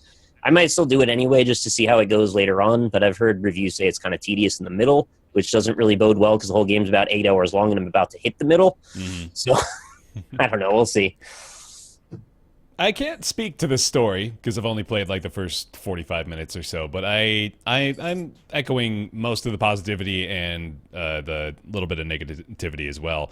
I think it's a really solid experience. The pixel art, I'll note that I've been a self-proclaimed against pixel art. Basically, I'm not really digging how often it's propagating our industry, but I will say when it's done right, I definitely do appreciate it. And Owlboy looks really nice. Music is terrific, of course. I gotta say, Nick, I found myself getting interested in the characters pretty easily. Honestly, I jumped into the story pretty quickly. I like the way that they bring you into it. I don't know if I want to necessarily spoil it, but it was not really what I was expecting as far as the first interaction goes. So that was neat to me too. But I think I'm definitely going to be. I'll probably play this on either YouTube or Twitch. Actually, I'm really looking forward to playing through more of it, seeing what it's got in store. As I went through it on my stream, I kept finding myself listening to what they were saying and be like, you just said the opposite a second ago. The plot just seems inconsistent. They put this guy in charge of guarding the town. 5 seconds later, the town gets captured, right? And then they're like, okay, now go off, do this really other big important task. And then you screw that up too, and they're like, well, why did you do the task wrong? It's like, well, why did you put me in charge of the task? Stupid? Because you're the only other one that can fly, man. I know, but it just is kind of like they were writing themselves into a corner, and then they've already decided the answers to all the conversations before they started the conversation. Just to make you feel bad, basically. Writing works, but... Look, I don't mean to be a dick about it. I think the game might still be worth recommending. It just didn't resonate as much to me. And, I get that you guys are just, in chat, they're just calling me a bitch about it. It's it's not my taste. I'm sorry. I don't know what you want. They want blood, Nick. They want blood. They do, yeah. They definitely want blood. Too much blood. I love owl people. There's nothing wrong with owl people. Why do you hate owl people, Nick? Owlist. I like Ori and the Blind Forest better. I mean, I can't disagree with that at all, but I mostly think that Ori and the Blind Forest is one of the best video games of all time, actually. But Owlboy also looks pretty promising. Looking forward to playing more of it. Anything else? I hope it gets harder. I think I tend to be in agreement more with Nick that at some point, if the game is 10 hours long, which I've heard is roughly correct, the story is going to grate on me a little bit. It's a little been there, done that so far. Maybe they'll take a twist that changes it up, but it seems a little routine. If mechanically it's not fully there after a few hours, it's going to be a lot easier to not overlook stuff like that in the future. And that's what made Shovel Knight work so well, is that, I actually think the way that Shovel Knight told its story was very nice as well, with the dream sequences and stuff like that. But the way that was intertwined mechanically with the actual gameplay. Right. But in Owlboy, there's less of a tolerance for it because of the fact that it's a lot of mashing the action button through dialogue. So if it ends up that every quote unquote dungeon or section ends up being as easy as the first one, it's going to be a little harder to kind of, yawn my way through the rest of the game. But if the challenge picks up and it stays engaging, then I could see myself finishing it for sure. Right on. This is probably a really subtle nitpick too, but I feel like there's a little bit something psychologically about the fact that your weapons are people you carry. You always feel like you're in this laden state where you're not like yourself, you're two people. And there's something about that just like I don't really feel as much. It's just like a personal gripe, I guess, that I didn't like that was how the game is played. Nick, it's all about friendship, man. You come together. Nick picking. And then you keep you get your best friend, and then you drop him in a hole, but it doesn't matter. You just teleport him back up to you. It's like, are these people or are these objects? Both. Ask Yoshi what he is to Mario. If you had to leave me on a button, and then you promise you teleport me back later, Yeah. I'd be okay with it. It's a level of trust, man. If I just messed up the controls and drop you down a 200-foot chasm, wouldn't you be a little upset about that? Is there fall damage? Yeah, I guess not. There's no fall damage in real life. You can throw the dude into the wall, and he looks pretty upset about it, but he doesn't ever take damage. So It's comical, though, when he hits the wall. Yeah. I feel kind The of thing bad that for him. you have to worry about right now is like after finishing the first dungeon, I'm like, why don't they just give the dude with the gun a jetpack? Right. Like he'd be way better off than having to get carried around by me. I don't know what I'm doing. Let him control it. Or Come on, just man, give these guys the don't have owl a jetpack helmet technology in this world. They only have flying ships. and teleporting artifacts. Just give the Jetpacks. Owlboy a gun on his head, and then I don't have to carry other people with me, and I would have much preferred that game. Look, I'm not looking to weigh the pros and cons of the realism of Owlboy's companion weapons, but I have to breakdown unpack of why that Owlboy's bothers world. me. I don't know yet. I'm How going to does the figure it out. science of Owlboy's world work? Anyway, Owlboy. It's on Steam now. Came out a few days ago. It's currently 10% off until November 8th. Otherwise, normal price is $25. There you go. Yeah. Hey, Mathas. Hey, let's talk about Titanfall 2. Yeah, let's do it. All right. I don't know if anybody gives a shit, but I'm going to go into spoilers a little bit here. Talking single-player campaign. Most people won't care, but I'm going to talk about spoilers. So, Titanfall 2 single-player campaign, I just beat last night, and I want to say I was pretty impressed with it. I read a lot of reviews that, like, sucked the single-player's dick. Like, they said it was great. Yeah. And I was like, oh, this is going to be a really cool thing. It really wasn't great. It was pretty good with some great ideas that they left alone after they introduced it. So the idea is like you're a militiaman who gets forced into pilot status because the pilot of one of the Titans dies, and then that Titan neurologically bonds to you, and now he's your Titan and you are a pilot. The Titan has a personality, and right when they introduce him, I was like, he's going to die. That Titan is dead. Like, he's going to blow up in the end, and well, they do. But so one of the things that they do, though, that I really liked, it's very much a generic kind of action movie story with like good shooting mechanics. But in the middle of the game, they suddenly introduced time travel, and this one level in particular, they're going back between the time you're in now and the past, and they keep hinting that everything you're doing, and sometimes straight up telling you everything you're doing in the past is the reason things are the way they are in the level in the future. So it's like this continuum aspect. Like, you are the reason things are happening here. And there's this really, really cool idea that I'm like, oh, if this is where the story's going to go, this is really cool. I can see why people really liked it. And it becomes an integral part of that particular level. After the level's done, your dude rips off the time device, and he's like, I'm done with that shit. And then the time thing's all done. Why? And you're done with time travel. And there's story reasons, but the story is basically like, bad guys got giant weapon bend space-time, can blow up planets, stop bad guys from getting big weapon. But when they drop that, it goes back to just being kind of a regular shooter. So there was like glimpses of like really cool ideas in the single-player campaign. When that's done, they go back to cliche, and at the end, you're like, oh, the thing I expected to happen actually happened in the end, and now it's, you know, it's good. I give it like a solid B, like it was fun, but it didn't do anything that like blew my mind. That really disappoints me to hear that they don't like take advantage of that mechanic more, because I actually watched Strippin playing it for a little while, and he was in one of the levels, I guess, where they have that time travel mechanic, and it looked really cool. Yeah, that's like a whole, like the whole middle level. It's like an hour and a half long, and you can go back and forth between time at will, like whenever you want at it. And there's just really neat, and you can like do it when you're in your mech, so you can like drop your mech off in the future and then go back in the past by yourself. And there's like really cool ideas there. And then they're like, all right, that was fun, done. Man, I'm like, oh shit. why? Now we gotta go back. That's so silly. And then they do the bullshit thing at the end, like they fake out, like the mech blows up, but you still have his AI core, and you put him in a new mech. You're like, oh, BT, you're back. And then they blow him up for real, like a half hour later. You're like, oh, right, you're dead. Get it. Toy with your and emotions. Then there's like an after credit scene where they're like, your helmet flickers a little bit, that maybe BT is still somewhere in your helmet, and then there's credits. And I'm like, damn it. It was still really fun, though. Like, it was still really fun. The story was mostly forgettable, but the BT, which is your mech, he's funny. Like, I enjoyed his personality. You're just a kind of a typical soldier with a heart of gold kind of guy. So you basically just told us the entire story of the game. Yeah. Like I said, spoilers. I put the bars up. Just came out. Why did you? I put the bars up. I have the bars up. We're not to blame. The story's short. It's like 4 hours. 4 hours long campaign. You look forward. Kate and I got tickets to see Doctor Strange, and if you want to check it around 12:40 local time, I'll just post the ending. You really all right? You straight up. At least you guys we're gonna play single player of Titanfall. No, never.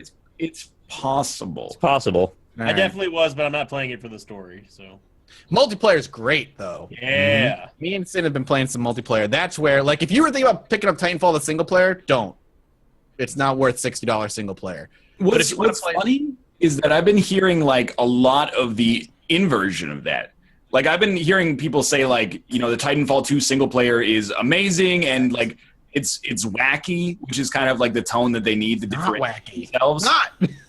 But then like the multiplayer people were like, oh, it's hard to like get into a game that I want to get into, and I spend a lot of time trying to get into a party, and it seems like the consensus that I've seen is like single player is cool, multiplayer is kind of whack. But I feel the opposite. I feel like the single player is does a lot of cliche things with like one really interesting idea that they pick up and drop in an hour, and then everything is just kind of the same. It doesn't really do anything special.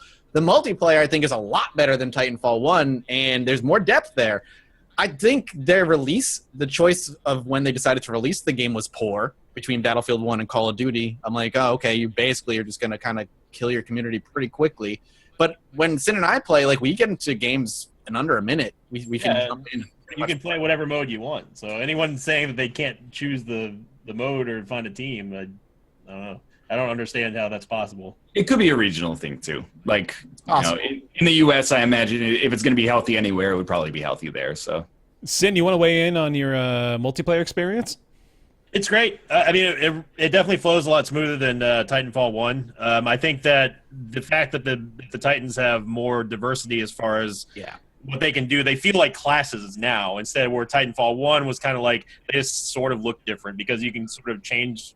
You can almost match any Titan's loadout with just simply switching out the weapons and stuff. Yeah. But this time around, like, there are definite classes. Like Scorch, for example, he's what I would consider a tank. He is very, very beefy, kind of slow, but has a good AoE damage. And then you can go to Ronin, for example, who is, as you would expect, to be a more melee-focused Titan. It's a lot of fun. Mm-hmm. I mean, one of the most awesome changes I've seen, and Mathas and I only recently found this out just through playing, was that there is a reason to mount someone else's Titan on the other team this time, because instead of you attacking the core, you can actually rip it out.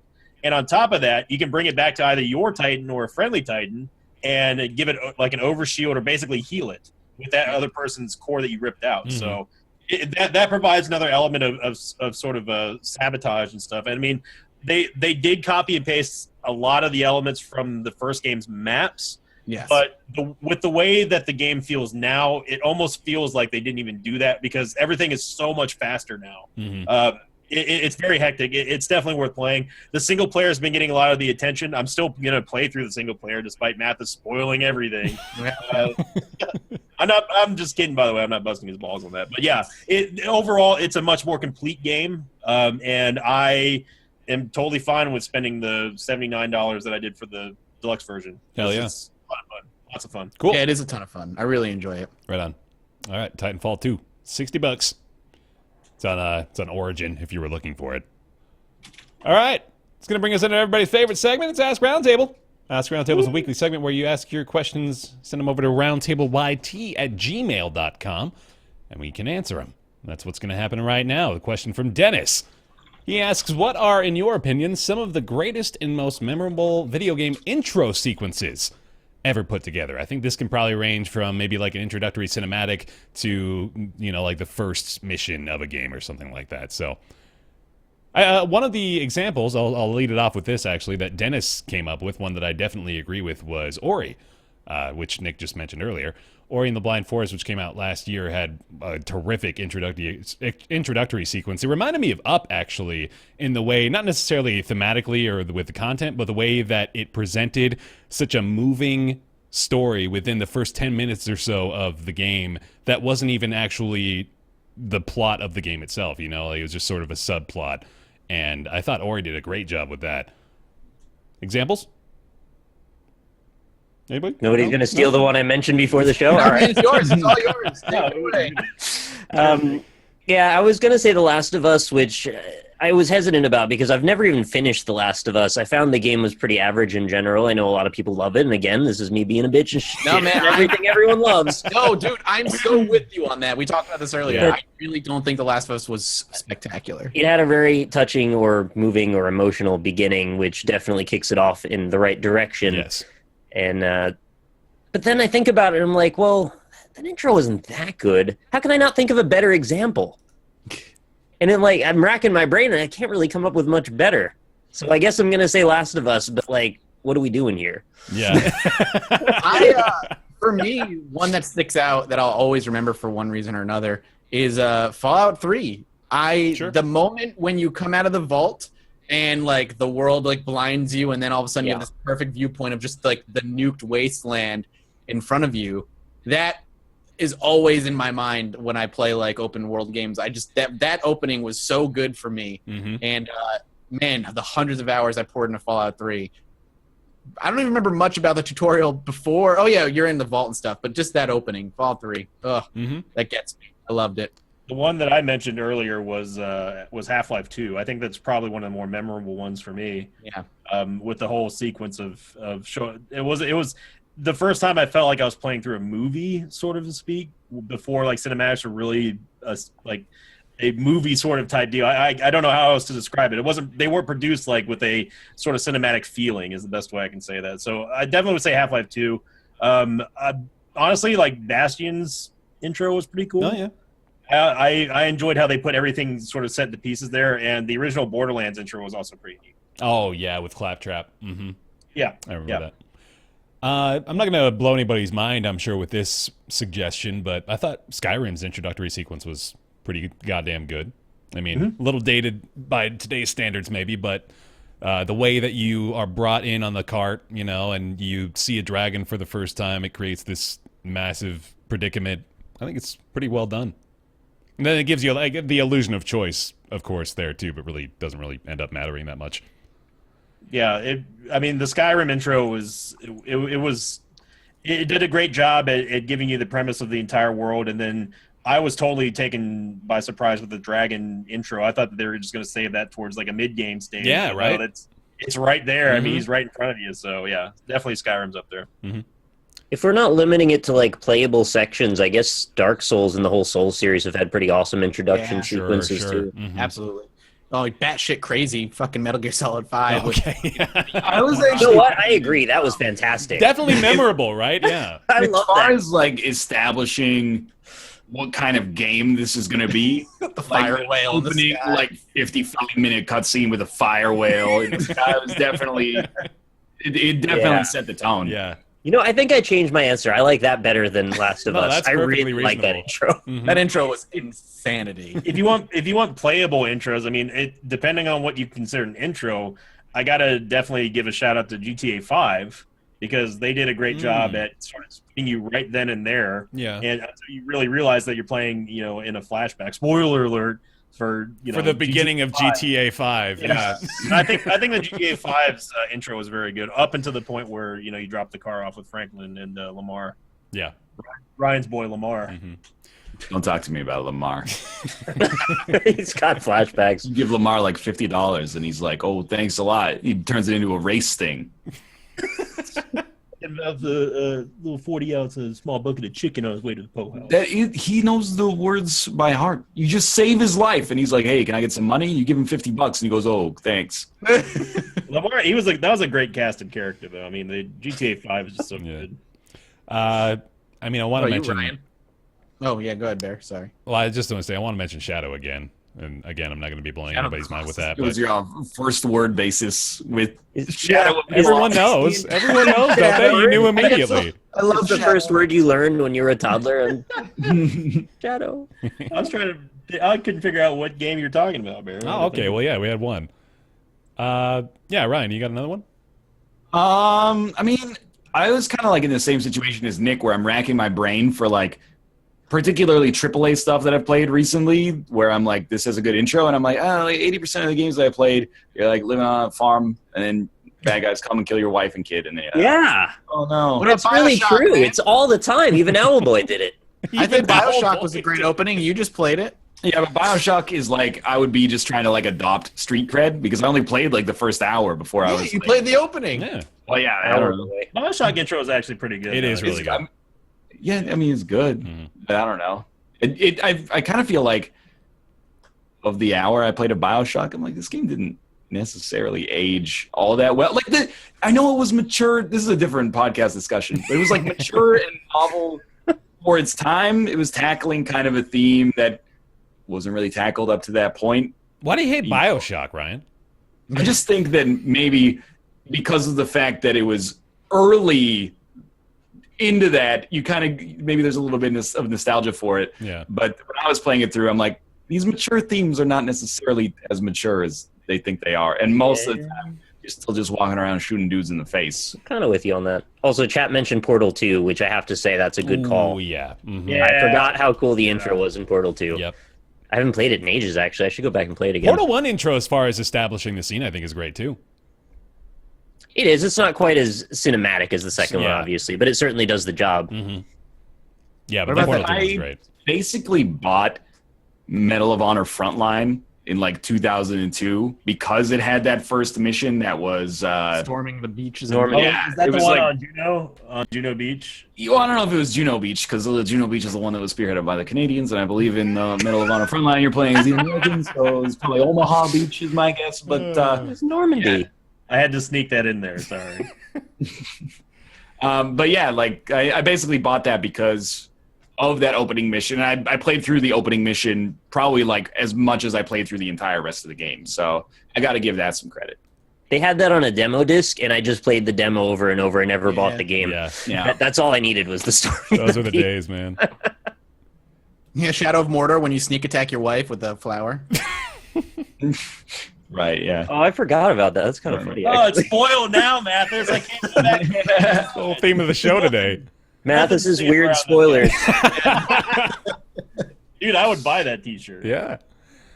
All right. Dope. Thank you, Dennis, for the question. Appreciate it. If you've got a question you'd like to send us, send them over to roundtableyt@gmail.com.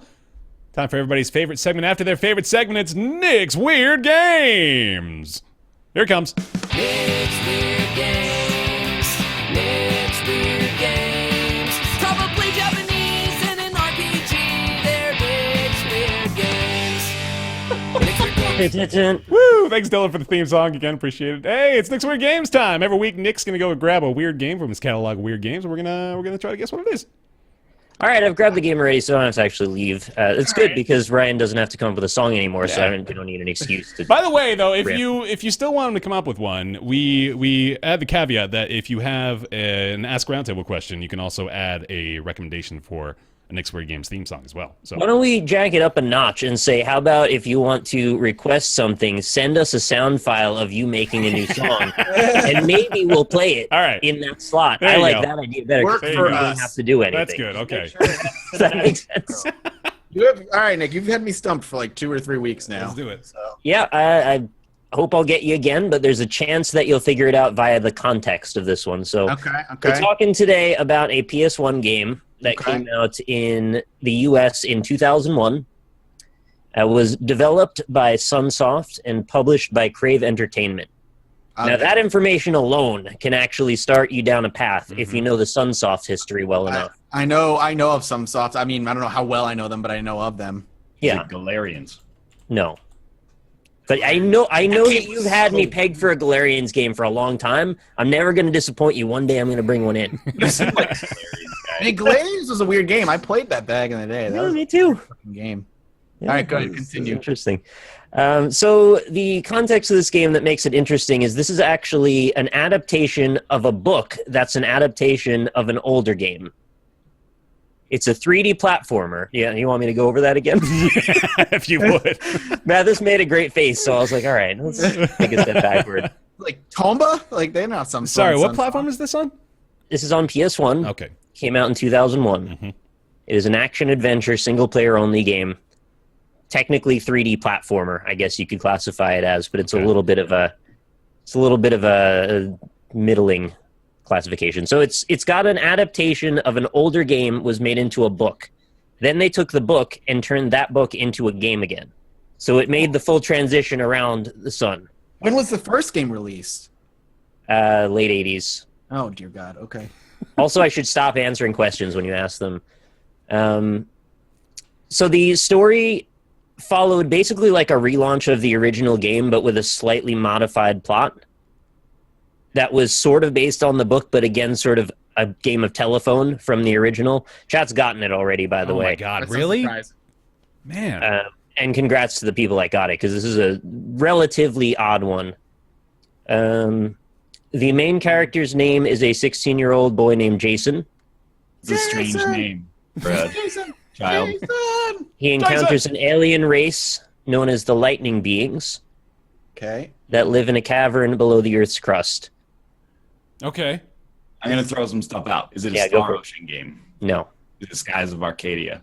No, remember, we're talking about an action-adventure platformer game here. That was But based it was a on, game first in the Final 80s. Fantasy. Wait, it was, Yeah, it was a game, then it was a book, then like 15 years later, it came out on PS1. The Da Vinci Code. Okay.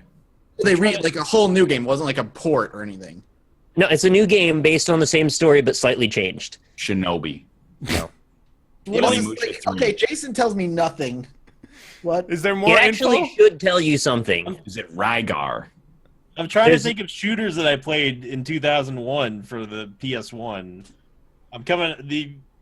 I can only think of a couple, but I don't know who made this game, so I don't want to sound stupid, so I'm not going to name it. Is it Winback? Covert Ops.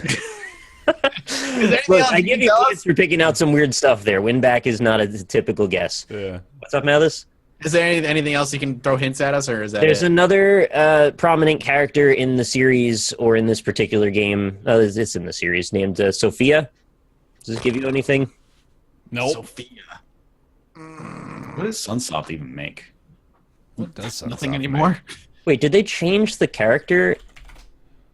The character might be named Roddy in this version, make? Oh, Body. all right. Sounds familiar.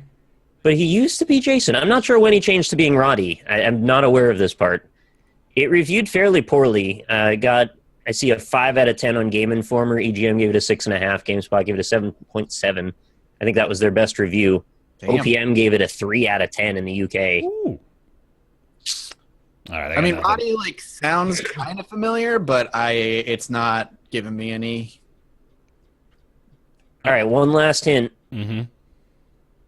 The game prominently features a particular vehicle that makes this whole gameplay possible. Even if you It's- tell me the vehicle, I don't think I'm going to know. Yeah, what is the vehicle? It's like a kind of tank.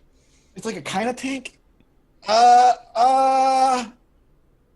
It was a game in the 80s first. The only thing, Was it a tank? no, okay, because the only reason I have this as an idea is because I saw a speed run of it on AGDQ, but of like an NES game of a kid in a tank. He was because the tank he could come out of the tank and like do things, gun, go back into the tank. I was gonna say. Made that game? I was gonna say Blaster Master. Yeah, but I that's don't it. You go, know. Master I don't Blaster know. or whatever. Blaster Master, but What that one? I don't remember that. Did they remake that? They Was made a it Blaster Master? Is that it? You guys, Well, you know what? I don't remember. I shouldn't give you the point, but I guess you're close enough. Close enough? Was it What? like same world? I dropped the game. Here's the game. It's Blaster Master blasting again on the PS1. Yeah, there you go. That's So hold good. up. They took I know of the NES game only because I saw a speedrun of it, but they made a book and then they made a PS1 game on the book? Yeah. What? Here's the The character. fuck? Look, this is how much of a nerd I am. I actually own the NES game and bought the book. So this has been a part of my life. That's great. That doesn't surprise me. This has been a part of my life since I've been a little kid. That's Blaster fantastic. Master is a big deal. I wasn't sure if you'd be like, yeah, I remember that game, or if it would be like, I have never heard of that shit at all. I didn't know that. Like, I've only heard of the NES game in passing, really. I did not know that they made a book and a PS1. Yeah. That I is- remember You should try the NES game. It's aged well, but it's also confusing as shit. Yeah. But if you can figure it out, it's a lot of fun. And the PS1, it just sucks. Yeah, not that great. I remember 3D action didn't go well. Like the Mega Man Legends thing in the PS1 era was always kind of a misstep, in my opinion. How was the book? The book was cheesy, but when you're 10, who cares? Yeah, true, Oh, yeah. true. I could have swore it was a motorcycle. I kept remembering like a motorcycle for some reason, not a tank. I don't know why.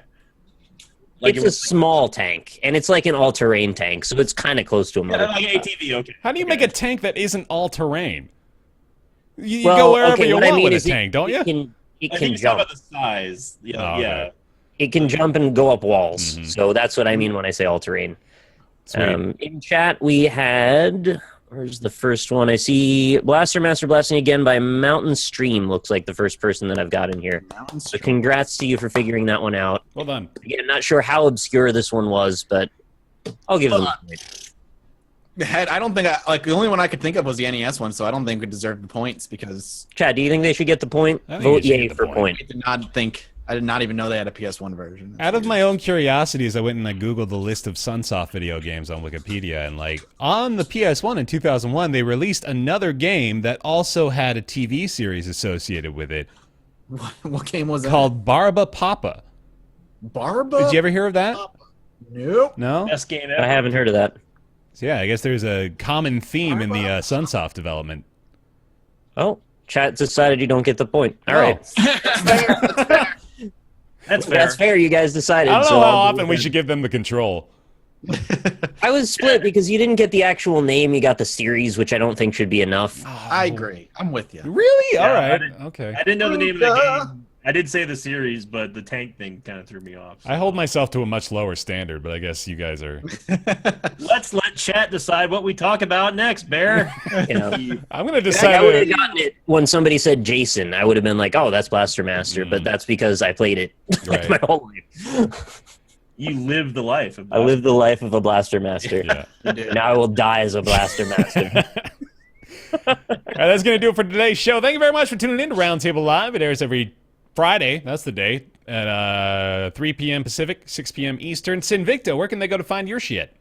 Hey, thanks for having me. You can find all my stuff at youtube.com/Sinvicta316. I also stream weekly, Wednesday through Saturday at twitch.tv/Sinvicta. NL and I just released the 29th episode of GeoGuessr, and go watch that on both of our perspectives. And thanks for having me. You guys are Always going to enjoy. you're gonna run out of places to guess at some point, aren't you? It's not, You'd think that, but we keep getting Russia, and we Yeah. have so many people angry that we still don't know the difference between Portuguese and Spanish. Sorry, fans out there, that we don't know everything about everything. My bad. That's my. I'm enrolling in Spanish immersion just to get my GeoGuessr scores up. So look for that 2018. Yep, there you go. Diablo 4 still won't be out by then, but there you go. Wow. Thank you. Wow. Thank you very much for watching the show. You can catch the VOD over on our YouTube channels. It's BaerTaffy, RockLeeSmile, MathasGames, Northernlion. You can also catch the VOD here on Twitch. You can follow us on Twitch. That's twitch.tv/Roundtable Podcast. You can also follow us on Twitter at Roundtable PC. Catch the show discussion over on the subreddit, roundtablepodcast.reddit.com. And thank you very much to our patrons over on patreon.com/roundtable. Really want to thank those, especially at the $20 tier and above, which include General Crunk, Jonathan Graham, Julian Abelsgard, Scotty119, Super Monoman, Colby Klein, David Schmitz, Greenlight, Mavier, Oren Saltzman, Christopher Flagg, Eric Schooley, Brizzlebrit, Positron, Miss Scarab, Mediocrities, Justin, Smurfette, Logan Ray. Thank you all very much for your continued support over there. We really appreciate it. And that's going to do it. Thanks so much for watching another episode of the show. We'll be back next week, and we'll see you then. Goodbye. Hey, everybody. Woo! It's not playing. Hold on. Just we're still gonna be here. Okay. Show's not over yet. Sorry, misled everybody. We're still going. Still doing a podcast. I'm gonna try to Talk load about this the file. Vegeta market. Yeah, why not? Yeah. For a second or two. Did you know Yvonne was going for you? Oh, wait, here we go. All right, got the music. Bye, everybody. See you later. Bye.